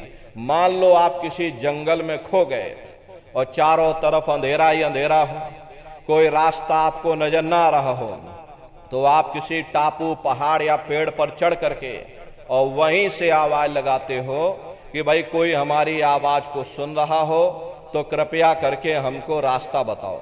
मान लो किसी व्यक्ति ने आपकी आवाज को सुना और उसने आपको आवाज दी कि भाई हम तुमको ये आवाज दे रहे, तुम इस आवाज को पकड़ करके और तुम हम तक पहुंच जाओ। भले ही हमें दिखाई ना पड़े, लेकिन हम उसकी आवाज को पहले ध्यान से सुनेंगे कि वो आवाज पूरब से आ रही या पश्चिम से आ रही। फिर उस आवाज को पकड़ करके हम उसी जगह पहुंच जाएंगे जहां पर वो व्यक्ति आवाज दे रहा। ठीक उसी प्रकार से इस मानव मंदिर के अंदर, इस हरि मंदिर के अंदर वो परमात्मा आवाज दे रहा। जब ये जीवात्मा उस आवाज को सुनेगी तो उस आवाज को पकड़ करके ये जीवात्मा वहीं पहुंच जाएगी जहां वो परमात्मा बैठ करके आवाज दे रहा। तो आवाज कब पकड़ में आएगी? जब आप भजन करोगे और जब घंटे शंख की आवाज को सुनोगे, तो उसी घंटे शंख की आवाज को पकड़ करके ये जीवात्मा ब्रह्मांडों की चढ़ाई करती है। पलक झपकते यह जीवात्मा खरबों जोजन ऊपर चली जाती है। ये चांद, सूरज, सितारों को पार करने के बाद में सबसे पहले जो आपको लोक मिलेगा उसे महात्माओं ने शिवलोक कहा। शिवलोक तमोगुणी स्थान है, वहां के मालिक शिव जी हैं। वो पार्वती जी के साथ उस लोक में विराजमान है। चैतन्य धार जो ऊपर से नीचे आ रही, जिसे महात्माओं ने गंगा कहा, वह अपना केंद्र बिंदु शिवलोक को बनाती है। इसीलिए शिव जी की जटा में ये गंगा दर्शाई जाती हैं। इस लोक में असंख्यों जीवात्माएं रहती हैं। ये सभी जीवात्माएं शिव स्वरूप में मौजूद होती हैं। जब आप वहां पहुंचोगे, शिव जी का जब प्रत्यक्ष दर्शन करोगे, तो आपका स्वरूप भी शिव के समान यानी कि शिव स्वरूप हो जाएगा। शिव जी का दर्शन करने के बाद में फिर घंटे शंख की आवाज को पकड़ करके फिर जब आप ऊपर चढ़ोगे, उसी के ऊपर ब्रह्मा जी का लोक आएगा। ब्रह्मा जी का लोक वो रजोगुणी स्थान है। वहां के मालिक ब्रह्मा जी हैं। वो गायत्री, सावित्री और सरस्वती के साथ उस लोक में विराजमान हैं। और ब्रह्मा जी का दर्शन करने के बाद में फिर घंटे शंख की आवाज को पकड़ करके फिर जब आप ऊपर चढ़ोगे, उसी के ऊपर विष्णु लोक आएगा। विष्णु लोक वो सतोगुणी स्थान है। वहां के मालिक विष्णु जी हैं। उनका बड़ा मनमोहक स्वरूप है। उनकी 4 भुजाएं हैं और चारों भुजाओं में शंख, गदा, पद्म और चक्र सुशोभित हैं। और आप क्षीर सागर में लक्ष्मी जी के साथ विराजमान हैं। ये तीनों देवता ब्रह्मा, विष्णु और महादेव अपने अपने लोक में बैठ करके राज कर रहे। एक रचयिता है जो हम जीवों को रचता है, एक पालनहार है जो हम जीवों को पालता है, एक संहार करता है जो हम जीवों को नष्ट कर देता। एक का काम है शरीर को बनाना, एक का काम है शरीर की सुरक्षा करना और एक का काम है शरीर को नष्ट कर देना। इनकी जो माता हैं वो आद्या महाशक्ति हैं। ब्रह्मा, विष्णु, महादेव लोक के ऊपर वो आद्या महाशक्ति का लोक आता है। उसी को देवी दुर्गा का लोक कहा जाता। उसी लोक को पार करने के बाद में सबसे पहला देश आपको मिलेगा, या यूं कह लीजिए कि पहली राजधानी आपको मिलेगी, जिसे महात्माओं ने सहस दल कवल कहा। वो राजधानी है। ये ब्रह्मा, विष्णु, महादेव के जो लोक हैं, उस राजधानी के अंतर्गत आने वाले जिले हैं। जैसे आपके उत्तर प्रदेश की राजधानी लखनऊ है, जौनपुर आपका जिला है। इसी तरह प्रेमी भाई बहनों, वो सहस दल कवल राजधानी है, और राजधानी का जो मालिक है वो निरंजन भगवान है। ये ब्रह्मा विष्णु महादेव ये निरंजन भगवान के ही पुत्र हैं, और ये आद्या महाशक्ति देवी दुर्गा ये निरंजन भगवान की अर्धांगिनी हैं। निरंजन भगवान स्वयं तीनों लोकों के मालिक हैं। उन्हीं को त्रिलोकीनाथ कहा जाता है। हिंदू उन्हीं को परमात्मा कहते हैं, मुसलमान उन्हीं को खुदा कहते हैं, ईसाई उन्हीं को गॉड कहते हैं। ये जल एक है। जल को चाहे आप पानी कह लो, चाहे वाटर कह लो, चाहे आप नीर कह लो। इसी तरह प्रेमी भाई बहनों, वो परमात्मा एक है। हम लोग लफ्जों के झगड़े में उलझे हुए हैं। घंटे और शंख की आवाज जो हर इंसान के अंदर गूंज रही है, वो आवाज उन्हीं के मुखार बिंद से हो रही है। निरंजन भगवान का जो स्वरूप है वो ज्योतिष स्वरूप है। हजार बाती की अखंड ज्योति वहां पर बराबर जल रही है। अरे हम लोग यहाँ पर ज्योत जलाते हैं, ये तो हम आप उसकी नकल करते हैं। महात्माओं ने आपको चिन्ह बता दिया कि भाई उनका ऐसा स्वरूप है, तो हम लोग यहाँ पर नकल करने लगे। इस ज्योति में तेल की जरूरत पड़ती है, बाती की जरूरत पड़ती है, लेकिन वो अखंड ज्योति वहां पर ऐसी जल रही जिसमें ना तेल की जरूरत है और ना बाती की जरूरत है। परम प्रकाश रूप दिन राती, और न ही कछु चाहिए दिया घृत बाती। महात्माओं ने जब वो देखा, प्रेमी भाई बहनों, उन्होंने लिख दिया कि उल्टा कुआ गगन में, तिसमें जरे चिराग, तिसमें जरे चिराग, बिना रोगन बिन बाती, 6 ऋतु 12 मास, जरत रहे दिन राती, सतगुर मिले जो होए, ताहि की नजर में आवे, बिन सतगुर नहीं कोई, वाह को दर्शावे। वो अखंड ज्योति ऐसी है जिससे पूरा ब्रह्मांड प्रकाशवान हो रहा। जितनी भी अवतारी शक्तियां आई, भगवान राम आए, राम को वहीं से नीचे उतारा गया। इसीलिए उस देश को अयोध्या नगरी या कौशलपुर देश भी कहा जाता है। अरे गोस्वामी जी महाराज जब साधना करके वहां पहुंचे, तभी गोस्वामी जी महाराज ने रामचरित्र मानस में लिख दिया। देखो प्रेमी भाई बहनों, रामचरित्र मानस में गोस्वामी जी महाराज ने जो भी लिखा है वो सब अंतर का भेद लिखा। जब उन्होंने साधना किया, साधना करके जब ऊपर गए, अपनी दिव्य दृष्टि से जो कुछ उन्होंने ऊपर जाकर के देखा वो रामचरित्र मानस में लिख दिया। अब आप लोग ऊपर गए नहीं, आपने कुछ देखा नहीं, इसीलिए आप अर्थों को समझ नहीं पाते हो और अर्थ का अनर्थ कर देते हो। तो क्या लिखा गोस्वामी जी महाराज ने? देखिए, गोस्वामी जी महाराज रामचरित्र मानस में ही लिखते हैं कि मोद्यो नैन त्रसत में भयो, पुन चितवत कौशलपुर गयो। जब मैंने अपने बाहर की आंख बंद की, मेरी अंतर की आंख खुल गई और मैं क्या देख रहा हूं, मैं कौशलपुर देश में पहुंच गया। मोह विलोक राम मुस्काई, मुझे देख करके भगवान राम प्रसन्न हो गए। उन्होंने ऊपर जाने का मुझे रास्ता दे दिया। मैं ऊपर जा करके क्या देख रहा हूं, उधर माज सुनंडज राया, देखें बहु ब्रह्मांड निकाया, अति विचित्र ताहलो के अनेका, रचना अधिक एक टेका। विचित्र विचित्र भांत के वहां पर लोक बने हुए, एक से बढ़कर एक सुंदर।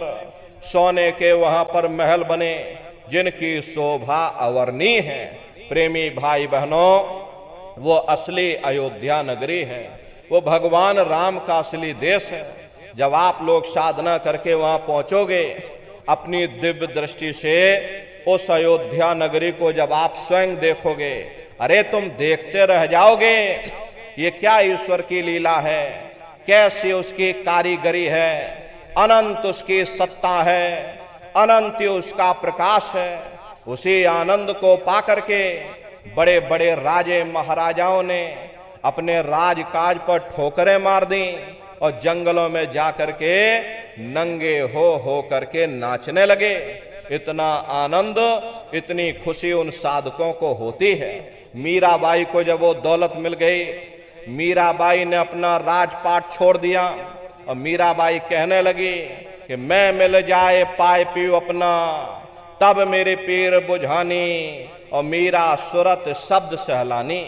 कबीर साहब को जब वो दौलत मिल गई और इन महात्माओं को जब वो दौलत मिल गई, उन्होंने ऊपर चढ़ करके उस अयोध्या नगरी को देखा, भगवान राम के देश को देखा, तो कलम तोड़ करके लिख दिया, चिल्लाने लगे, ये अचरज देखा भारी साधो, अचरज देखा भारी रे, बिना बजाए निस्दिन बाजे, घंटा शंख नगारी रे, बहरा सुन सुन मस्त होते है, तन की खबर बिसारी रे, बिन भूमि के महल बना है, तामे जोत जारी रे, अंधा देख देख सुख पावे, बात बतावे सारी रे, जीता मरकर फिर जी जावे, बिन भोजन बलधारी रे, ब्रह्मानंद संत जन बिरला, कोई समझे बात हमारी रे।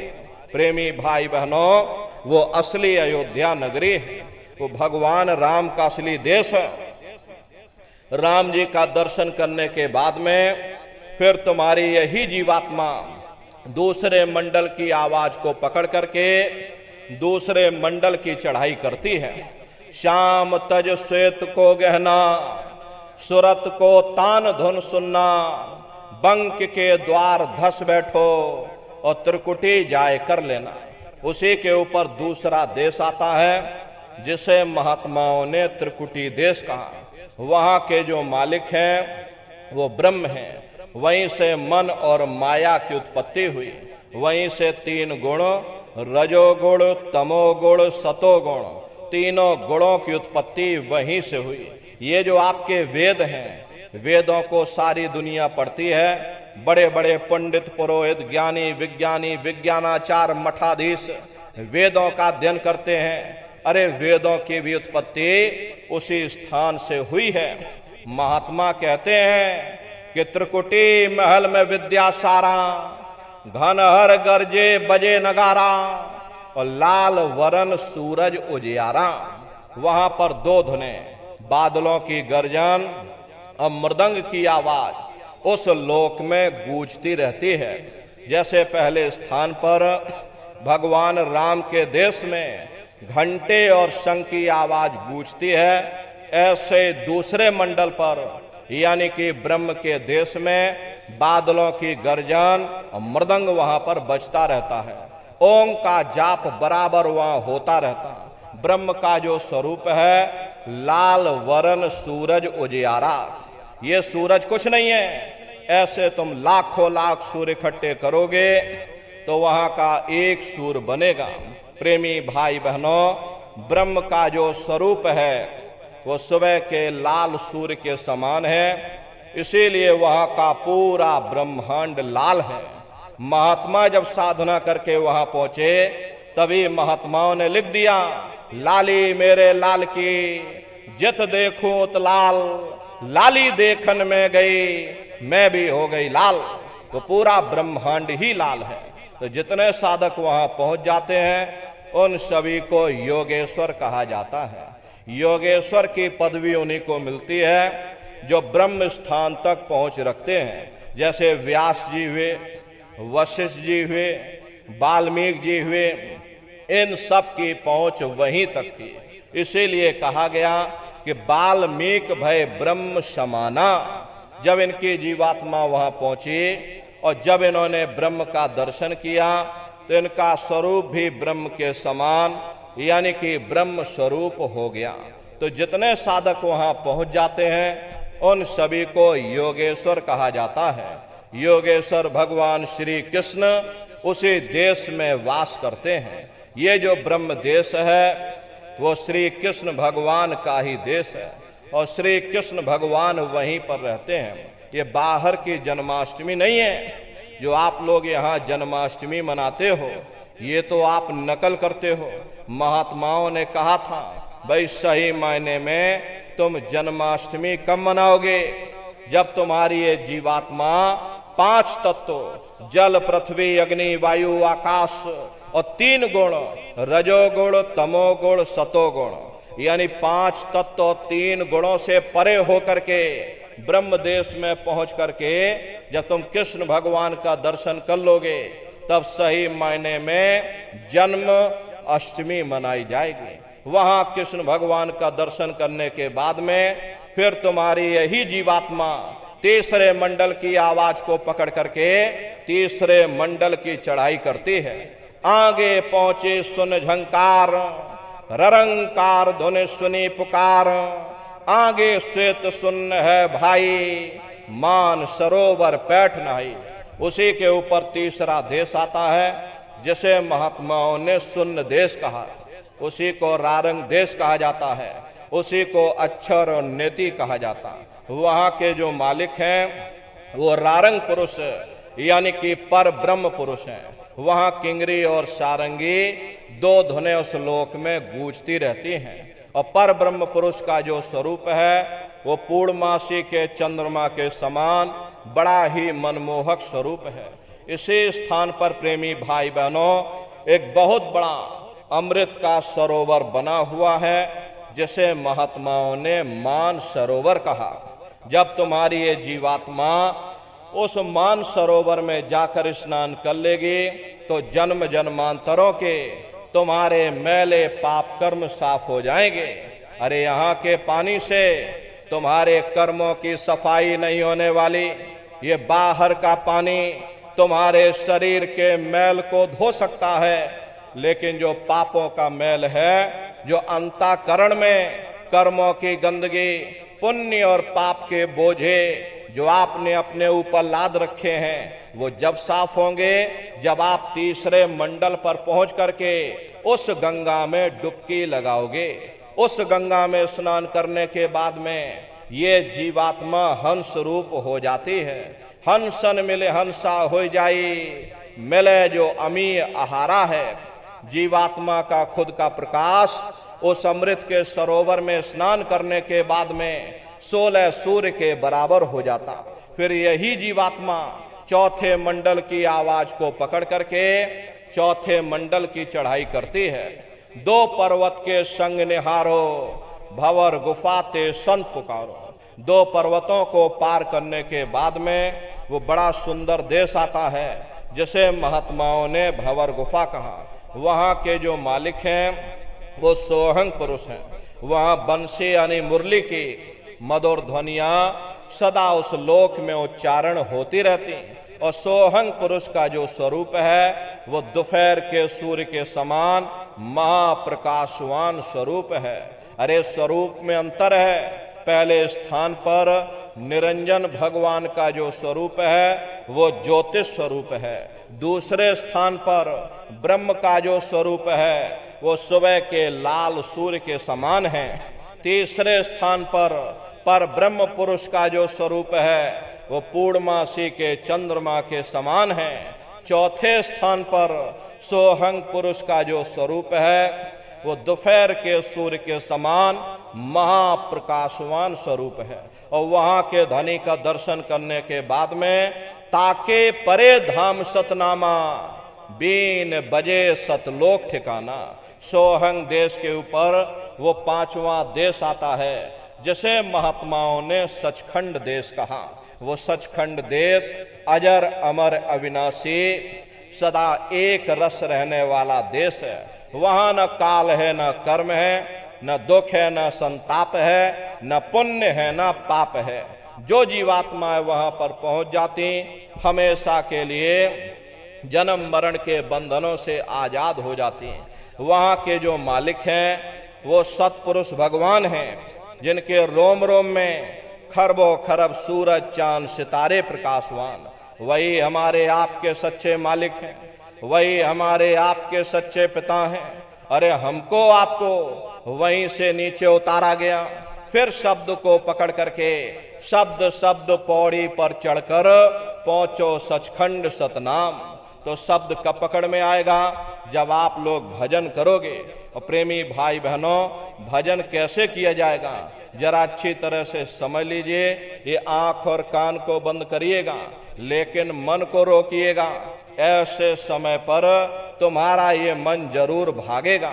अभी आप यहाँ सत्संग में बैठे हो, शरीर तुम्हारा यहाँ बैठा, लेकिन मन सारी दुनिया में भाग रहा है। अब किसी को बाल बच्चों की याद आ गई, मन बाल बच्चों में पहुंच गया। कोई दुकान दफ्तर छोड़ करके आया, मन दुकान दफ्तर में पहुंच गया। कोई खेती बाड़ी छोड़ करके आया, शरीर बेचारा यहाँ बैठा, मन धान की रुपाई कर रहा। तो ऐसे भजन से कोई लाभ नहीं होगा। जिन्होंने मार मन डाला उन्हीं को सूरमा कहना, बड़ा बैरी ये मन घट में इसी का जीत ना कटना। अगर दुनिया में कोई हमारा दुश्मन है वो केवल तुम्हारा अपना ये मन है। ये मन रूपी रावण कब मरेगा? जब 9 द्वारों पर फतेह हासिल करके तुम यहाँ 10वें द्वार पर चढ़ जाओगे, तब सही मायने में दशहरा मनाई जाएगी। अरे बाहर की दशहरा नहीं है जो लकड़ी का रावण बना देते हो, फूंक फांक करके घर चले आते, कहते भाई हमने रावण मार दिया। महात्माओं ने कहा था भाई सही मायने में तुम दशहरा कब मनाओगे? जब 9 द्वारों पर फतेह हासिल करके तुम यहाँ 10वें द्वार पर चढ़ जाओगे, तब सही मायने में विजयदशमी मनाई जाएगी। तब ये मन रूपी रावण तुम्हारा मरेगा और तब तुम्हारी ये जीवात्मा, इसी जीवात्मा को महात्माओं ने राम भी कहा। अरे हम कोई अपने मन से नहीं कह रहे, धर्म ग्रंथों में लिखा हुआ, एक राम दशरथ का बेटा, एक राम घट घट में लेटा, एक राम का शकल पसारा, और एक राम है सबसे न्यारा। एक वो राम है जो अयोध्या के वासी हैं, और एक राम घट घट में लेटे। यानी हमारी आपकी ये जीवात्मा जो हर एक के अंदर मौजूद है। महात्माओं ने कहा भाई एक वो राम है, एक राम का शकल पसारा, यानी पहले स्थान के मालिक वो निरंजन भगवान जिनको दुनिया त्रिलोकीनाथ कहती है, जिनका ये पूरा पसारा, ये पूरा संसार है। महात्माओं ने कहा भाई एक वो राम है और एक राम है सबसे न्यारा, 5वें स्थान के मालिक वो सत्पुरुष भगवान जो हमारे आपके सच्चे पिता हैं। महात्माओं ने कहा भाई एक वो राम है। तो महात्मा तो उस राम की महिमा गाते हैं। मोटी बात आप पकड़िए, या भजन कैसे करोगे? ये आंख कान को बंद कर लेना, अंतर में गौर से सुनिएगा। शुरू में सीटी जैसी आवाज आप सभी को सुनाई पड़ेगी, उसे आप पकड़ लेना, सुनते रहना, सुनते सुनते उसी में लीन हो जाओ। एक समय ऐसा आएगा, दोबारा आपको अनुभव होगा कि कहीं बड़ी दूर से एक महीन आवाज, घंटे और शंख की आवाज हमारे कानों में बज रही, और जब घंटे शंख की आवाज आपको अपने अंदर सुनाई पड़ने लग जाए, तब आप सीटी की आवाज को छोड़ देना और घंटे शंख की आवाज को पकड़ लेना। एक बार प्रेमी भाई बहनों आप उस आवाज को पकड़ लो, फिर वो आवाज आपको नहीं छोड़ेगी, खींच करके शरीर से बाहर कर देगी। रोज आना, रोज जाना, रोज ब्रह्मांडों की सैर करना, रोज देवी देवताओं के दर्शन करना, रोज भगवान राम के दर्शन करना, रोज भगवान कृष्ण के दर्शन करना, और घूम करके फिर अपने शरीर रूपी घोंसले में वापस चले आना। तो इस सुमरन, ध्यान और भजन 3 क्रियाएं आपको बताई गई। नित्य नियम से करिएगा, नागा नहीं होना चाहिए। शरीर को आप भोजन देते हो, सुबह दोपहर शाम रात भोजन करते रहते, लेकिन कभी तुमने विचार ये नहीं किया ये जीवात्मा जो जन्म जन्मांतरों से बेचारी भूखी प्यासी बैठी है, जिसकी शक्ति से तुम्हारा ये भारी भरकम शरीर चल रहा, तो कभी अपनी जीवात्मा को तुमने भोजन नहीं दिया। अरे इसका भोजन भजन है, इसका भोजन शब्द है, इसका भोजन नाम है। अपना ये नियम बनाओ कि पहले हम अपनी जीवात्मा को भोजन देंगे, फिर अपने शरीर को भोजन देंगे। अगर ये नियम तुम्हारा बन गया तो तुम्हारा लोक भी बन जाएगा, तुम्हारा परलोक भी बन जाएगा। प्रेमी भाई बहनों, उस मालिक को पाने के लिए तुम्हें कोई घर बार नहीं छोड़ना है, तुम्हें कोई जात बिरादरी नहीं बदलनी। ये जात पात के रगड़े झगड़े ये तुम्हारे अपने नहीं हैं, ये सिर्फ मन की खुराफात है। अरे आप अपनी बुद्धि से विचार करिए, जब गुरु नानक शाह हम नहीं आए थे तब कोई सिख नहीं था। जब मोहम्मद साहब नहीं आए थे तब कोई मुसलमान नहीं था। जब ईसा मसीह साहब नहीं आए थे तब कोई ईसाई नहीं था। और पीछे लौटते चले जाओ तो केवल मनुष्य ही मनुष्य रह जाते हैं। ये रगड़े झगड़े किसने पैदा किए? ये हमने आपने पैदा किए। कोई भी महात्मा यहाँ पर आकर के न कोई कौम मनाने आता है, न कोई महात्मा यहाँ मजहब चलाने आते हैं, न कोई महात्मा यहाँ जात बिरादरी को बदलने आते हैं, और ना ही आप हमारे हाथों में ये डंडे और तलवारें देने के लिए आते हैं। अरे आप तो सच्चा मार्ग, सनातन मार्ग समझाने के लिए इस धराधाम पर शरीर रूप में अवतरित होते हैं। महात्मा कोई जात बिरादरी नहीं देखते, महात्मा कोई ऊंच नीच नहीं देखते, अरे महात्मा कोई भेदभाव पैदा नहीं करते। अगर महात्माओं ने भेदभाव किया होता तो देखो भगवान राम जंगलों में रहने वाली आदिवासी महिला सबरी का जूठा बेर भगवान राम नहीं खाते।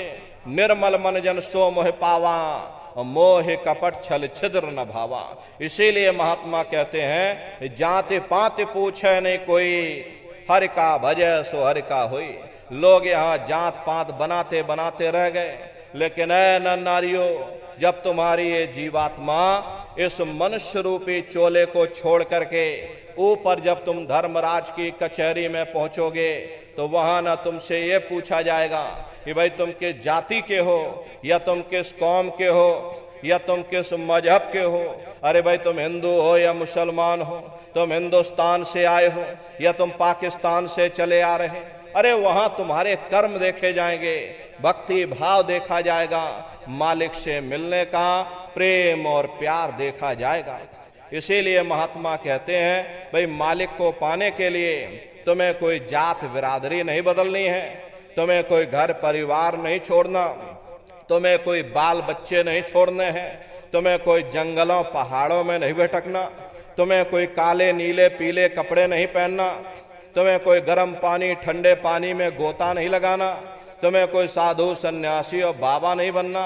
अरे भाई तुम अपने अपने घर परिवार में रहो, अपने अपने बाल बच्चों के साथ रहो, अपने अपने समाज में रहो, समाज की रीत नीत नियम के अनुसार रहो, मेहनत और ईमानदारी से काम करो, और 24 घंटे में से घंटा 2 घंटा समय निकाल करके सुमरन ध्यान और भजन करिएगा। यही दौलत तुम्हारे काम आएगी। बाकी सब रगड़े झगड़े ये सब तुम्हारे यहीं पड़े रह जाएंगे।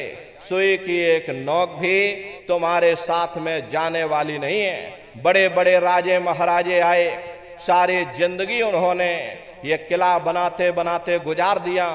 आज उनके किलों को जाकर देखिए, आज खंडहर बने पड़े हुए। विश्व विजेता सिकंदर सारी दुनिया पर राज करने का ख्वाब देखता था, वो भी मुट्ठी खोल करके चला गया। अरे कोई क्या साथ लेकर जाएगा?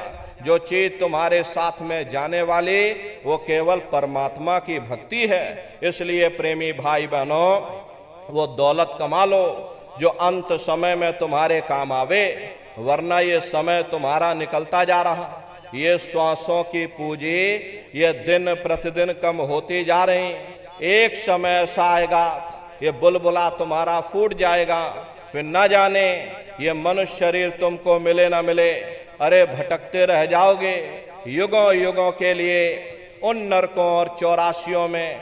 इसलिए प्रेमी भाई बहनों, अहो भाग्य है आपका, आपको ये मनुष्य शरीर मिल गया, आपको ये मौका मिल गया। इस मौके का लाभ उठाओ। मनुष्य रूपी मंदिर में बैठ करके वो आत्मधन कमा लो, वो खजाना कमा लो, जिससे तुम्हारी जीवात्मा का कल्याण हो जावे। तो सुमरन ध्यान और भजन नित्य नियम से आप लोग करिएगा। और देखो प्रेमी भाई बहनों, हमारी आपसे छोटी सी प्रार्थना है कि आप सभी लोग शाकाहारी रहिएगा, क्योंकि हमारे गुरु महाराज ने शाकाहार पर विशेष जोर दिया। गुरु महाराज हमारे कहते थे, यह बच्चे बच्चियों तुम लोग शाकाहारी रहना, शाकाहार का प्रचार करते रहना। इसी से देश और दुनिया में भारी परिवर्तन होगा। प्रेमी भाई बहनों, परिवर्तन कोई कानून बनाने से नहीं होगा, परिवर्तन कोई आंदोलन करने से नहीं होगा, परिवर्तन कोई तोड़ फोड़ करने से नहीं होगा, परिवर्तन तब होगा जब लोगों के विचार बदलेंगे, लोगों की भावनाएं बदलेंगी। और विचार जब बदलेंगे जब लोगों का खान पान शुद्ध होगा। देसी कहावत है, जैसा खाए अन्न वैसा होए मन। जब इंसान पशुव्रती भोजन करेगा तो उसकी बुद्धि स्वतः ही पशुओं जैसी हो जाएगी। फिर जिस शराब के नशे में माँ बहन बेटी की पहचान खत्म हो जाए, उस शराब को पी करके यह कैसे पता चलेगा कि क्या अच्छा और क्या बुरा है। यही कारण है कि आज घर समाज में ये दुनिया भर के अत्याचार और दुनिया भर के व्यभिचार फैले हुए। अरे हम लोग देखिए मंदिर बनवाते हैं, उन मंदिरों में नहा धो करके जाते, कहते वही परमात्मा के रहने की जगह है, हमको नहा धो करके जाना चाहिए, फूल अगरबत्ती ले जाना चाहिए। कोई उन मंदिरों में कूड़ा कचरा नहीं डालता। अगर तुम कूड़ा कचरा डालोगे तो आपस में लाठियां चल जाएंगी। फिर ये जो हरि मंदिर है, ये पंच भौतिक शरीर जिसे महात्माओं ने हरि मंदिर कहा, इसमें तुम हाड़ मांस के लोथड़े डालते हो, इसमें तुम शराब के कतरे डालते हो, इसमें तुम मुर्गा मुर्गी काट करके डाल रहे, इसमें तुम मांस मछली काट करके डाल रहे। अपने बनाए हुए ईंट गारे के मंदिर की कद्र करोगे और परमात्मा के बनाए हुए इस मानव मंदिर को तुमने जीते जी कब्रिस्तान बना दिया तो सख्त सजा मिलेगी। अरे महात्माओं ने लिखा है कि तिल भर मच्छी खाए के कोट गऊ दे दान, काशी करवट जामरे और निश्चय नरक निदान। यदि तिल भर भी मच्छी खा करके फिर चाहे कोटान कोट तुम गऊओं का दान करो और काशी में जाकर के मत्था रगड़ते रगड़ते अपनी पूरी जिंदगी वहां पर गुजार दो, फिर भी तुमको तुम्हारे गुनाहों की सजा मिलेगी, कोई बच नहीं सकता। क्योंकि ये कर्म भूमि है, यहां तुम जैसे कर्म करोगे वैसा फल तुमको मिलेगा। देखिए इस कर्म भूमि पर कृष्ण भगवान तक नहीं बच पाए। उस समय बाली को छिप करके बाण मारा, वही बाली कृष्ण अवतार में बहेलिया बन करके आ गया। कृष्ण भगवान के पैरों में पद्म चमकता था, हिरण की आंख समझ करके और बहेलिये ने निशाना मार दिया।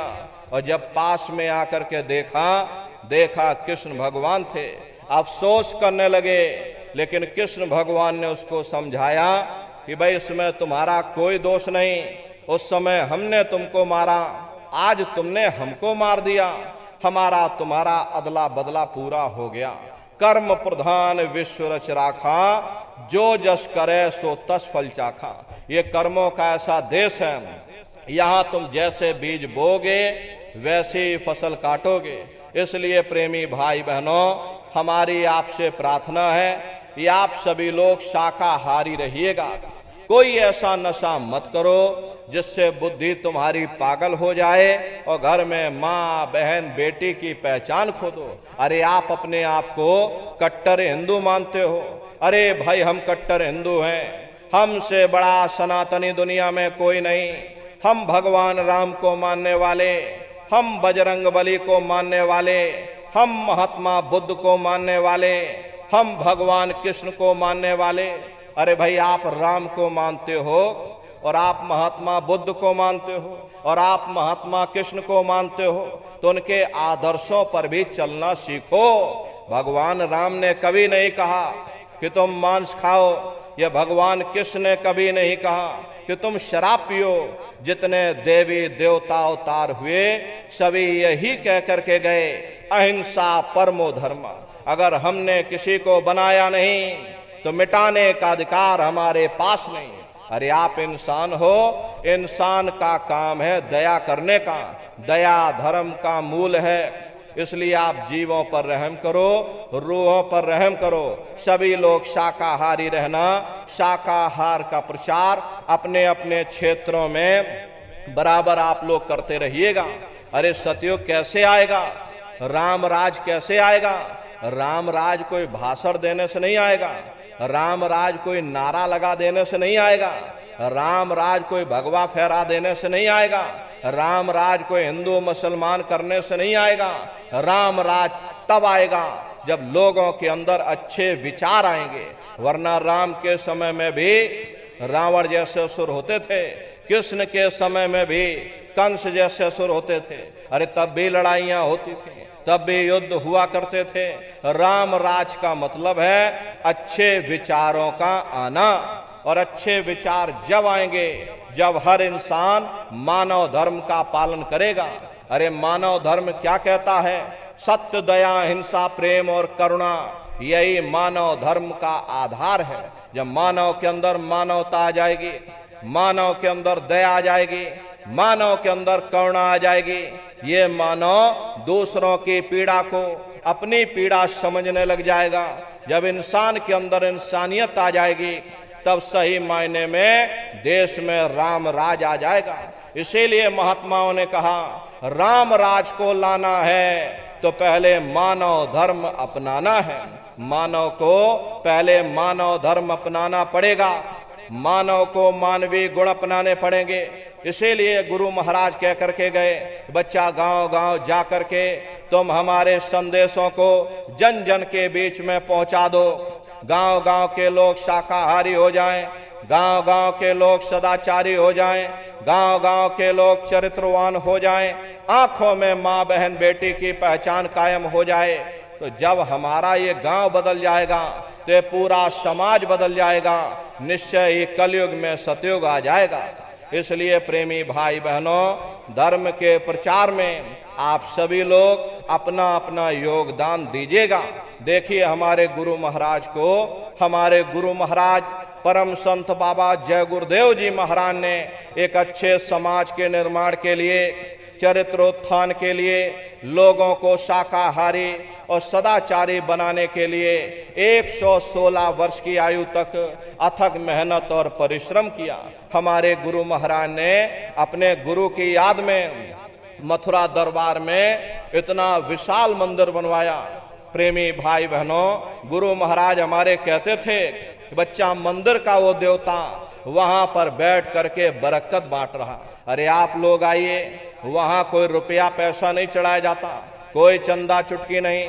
अरे आप लोग आए, मंदिर के देवता के सामने अपनी एक बुराई को चढ़ा दीजिए। वहां पर बुराई चढ़ाई जाती है कि हम आज से मांस मछली नहीं खाएंगे, हम आज से अंडा शराब का सेवन नहीं करेंगे, हम आज से झूठ नहीं बोलेंगे, हम आज से किसी को धोखा नहीं देंगे। अरे आप अपनी एक बुराई चढ़ा दो, आपकी एक मनोकामना पूरी होगी। ऐसा वरदानी मंदिर हमारे गुरु महाराज ने अपने गुरु की याद में मथुरा दरबार में बनाया है। तो उन्हीं की याद में देखिए भंडारे का कार्यक्रम 28 नवंबर से और 2 दिसंबर तक मथुरा दरबार में होने जा रहा। तारीख सभी लोग याद रखिएगा, 28 नवंबर से 2 दिसंबर तक पूज्य दादा गुरु महाराज का ये पावन भंडारे का कार्यक्रम मथुरा दरबार में मनाया जाएगा। वैसे हमारे यहाँ पर साल में 4 बड़े कार्यक्रम होते हैं। पहला कार्यक्रम होली के अवसर पर होता है, दूसरा कार्यक्रम हमारे गुरु महाराज का भंडारा 17 मई से 21 मई तक होता है, तीसरा कार्यक्रम गुरु पूर्णिमा का होता है और चौथा कार्यक्रम अगहन सुदी दशमी हिंदी तिथि के अनुसार दिसंबर के महीने में लगभग पड़ता है। अब की बारी 28 नवंबर से और 2 दिसंबर तक होने जा रहा। तो आप सभी प्रेमी भाई बहन भंडारे के कार्यक्रम में पधारिएगा, अपने दरबार का दर्शन करना। देखिए मथुरा दरबार में हमारे गुरु महाराज की एक छोटी सी गौशाला भी है। हमारे गुरु महाराज के पास में कुल 2 गाय थी। 2 गायों का इतना बड़ा परिवार है कि आज के समय में करीब करीब 3000 गायें हैं और 3000 के ऊपर सांड हैं। गौशाला अलग है और नंदीशाला अलग है।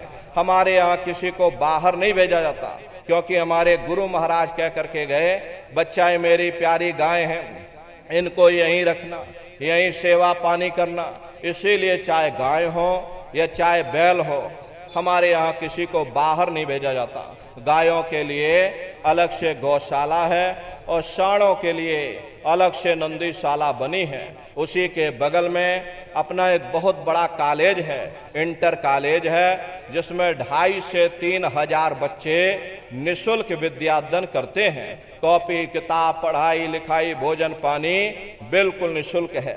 उसी के बगल में अपना एक बहुत बड़ा अस्पताल है। प्रेमी भाई बहनों, वो गुरु महाराज की कर्म भूमि है और हमारे गुरु महाराज की जन्म भूमि, जहां पर हमारे गुरु महाराज का जन्म हुआ, जिला इटावा, ग्राम खितौरा में पड़ता है। जैसा भव्य मंदिर मथुरा दरबार में बना हुआ, उसी तरह से भव्य मंदिर गुरु महाराज की जन्मभूमि पर बन करके तैयार हो चुका। ये जो आप पोस्टर देख रहे हो, ये गुरु महाराज की जन्मभूमि का मंदिर है और इधर जो ये पोस्टर लगा है, ये मथुरा दरबार का मंदिर है। तो समय निकाल करके दरबार में आप लोग पधारिएगा, अपने अपने बच्चों को भी साथ में लेकर के आइएगा। हम लोग ये सोचने लगते हैं, अरे बच्चों को क्या करेंगे ले जाकर, ये बच्चे छोटे हैं, इनको घर में रहने दो, इनको पढ़ाई लिखाई करने दो। पढ़ाई लिखाई जरूरी है, हम आपकी ये बात मानते हैं कि आज के समय में शिक्षा बहुत जरूरी है। लेकिन प्रेमी भाई बहनों, शिक्षा के साथ साथ अच्छे संस्कार भी जरूरी है। और संस्कार कोई MA BA की डिग्री कर लेने से नहीं पड़ जाते।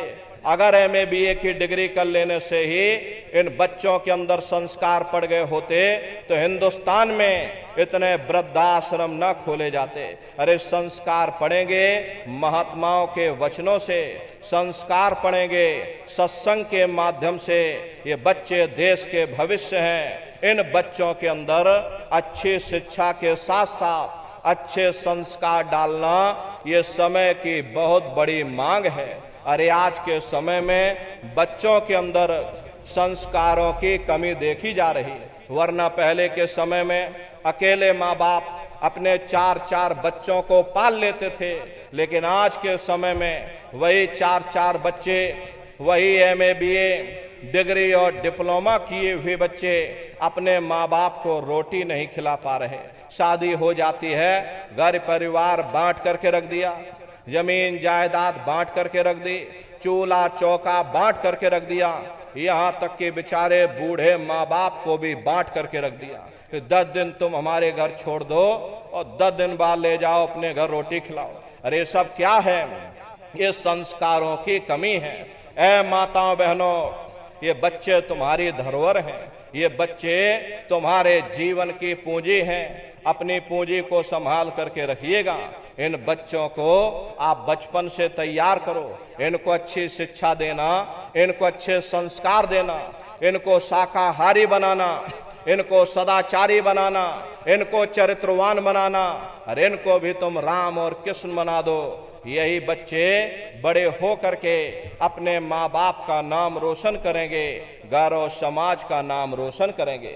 इसलिए अपने अपने बच्चों के साथ, इष्ट मिष्ट परिवार वालों के साथ आप सभी प्रेमी भाई बहन भंडारे के कार्यक्रम में कृष्ण भगवान की नगरी मथुरा में आप सभी लोग सपरिवार सादर आमंत्रित हैं। आप लोग पधारिएगा। सुमरन, ध्यान और भजन बराबर आप लोग करते रहना। इतना जान लो प्रेमी भाई बहनों, ये रास्ता बिल्कुल सच्चा है। आप करोगे तो आपको अनुभव होगा, दिखाई भी पड़ेगा, सुनाई भी पड़ेगा। अरे तुम्हारा लोक भी बन जाएगा और तुम्हारा परलोक भी बन जाएगा। इसलिए नित्य नियम से अपने अपने घरों में बैठ करके सुमरन, ध्यान और भजन बराबर आप लोग करते रहिएगा। इसी के साथ अब हम अपनी वाणी को विराम देते हैं। आप लोगों ने अपना कीमती समय हमको दिया, इसके लिए आप सभी प्रेमी भाई बहनों को बहुत बहुत साधुवाद है। देखो प्रेमी भाई बहनों, आपके जौनपुर जिले में करीब करीब 4 महीने बराबर इसी तरह से कार्यक्रम चलते रहेंगे। 122 कार्यक्रम आपके जौनपुर जिले में प्रस्तावित हैं। इसी तरह से न्याय पंचायत स्तर पर 5 किलोमीटर 6 किलोमीटर की दूरी पर बराबर हम लोग चलते रहते हैं और इसी तरह से कार्यक्रम करते रहते हैं। आगे जो आपके नात रिश्तेदार हों, कुटुंब परिवार वाले हों, उनको भी ये सूचना दीजिएगा कि सत्संग होने जा रहा, आप लोग भी इसमें सहयोग करेंगे। प्रेमी भाई बहनों, आपके सहयोग से अगर कोई मानव बदल जाता है, लोग शाकाहारी हो जाते हैं, लोग सदाचारी हो जाते हैं, लोग चरित्रवान हो जाते हैं, एक अच्छे समाज के निर्माण में अरे आपका भी सहयोग हो जाएगा। तो इस सहयोग को आप सभी लोग करिएगा। और प्रेमी भाई बहनों, सुमरन, ध्यान और भजन जो आपको मूल मंत्र दिया गया, प्रेमी भाई बहनों बराबर अपने अपने घरों में बैठ करके आप सभी लोग करते रहिएगा। दवाई आपको दे दी गई, अब खाना ना खाना ये तो आपके ऊपर निर्भर है। अगर दवाई को अलमारी में रख दोगे लाभ नहीं करेगा, लेकिन उसको खाओगे, अभ्यास करोगे, नित्य नियम से समय निकाल करके साधना पर बैठोगे तो स्वतः ही आप अनुभव करोगे। इसलिए हमारी आपसे प्रार्थना है, सुमरन, ध्यान और भजन बराबर आप लोग करते रहिएगा। देखो प्रेमी भाई बहनों, इस कार्यक्रम के संपन्न हो जाने के बाद में फिर हम नीचे उतर जाते हैं, आप लोगों से मिल भी लेते, लेकिन आप लोग धक्का मुक्की मत करिएगा। पहले माताएं बहनें आएंगी, उसके बाद भाई लोग आएंगे, लेकिन माताओं बहनों से हमारी हाथ जोड़ करके प्रार्थना है, आपने अपने गले में ये चैन बैंड डाल रखी है। प्रेमी भाई बहनों, बहुत सी माताएं बहनें सोने की चैन डाल रखे हो या मंगल सूत्र डाल रखे हो। देखिए भीड़ भाड़ है, कौन कैसा व्यक्ति और कैसी निगाह लोगों की हो, इसलिए हमारी आपसे प्रार्थना है, अपने सिर को, कान को, गले को आप लोग बिल्कुल ढक करके रखिएगा।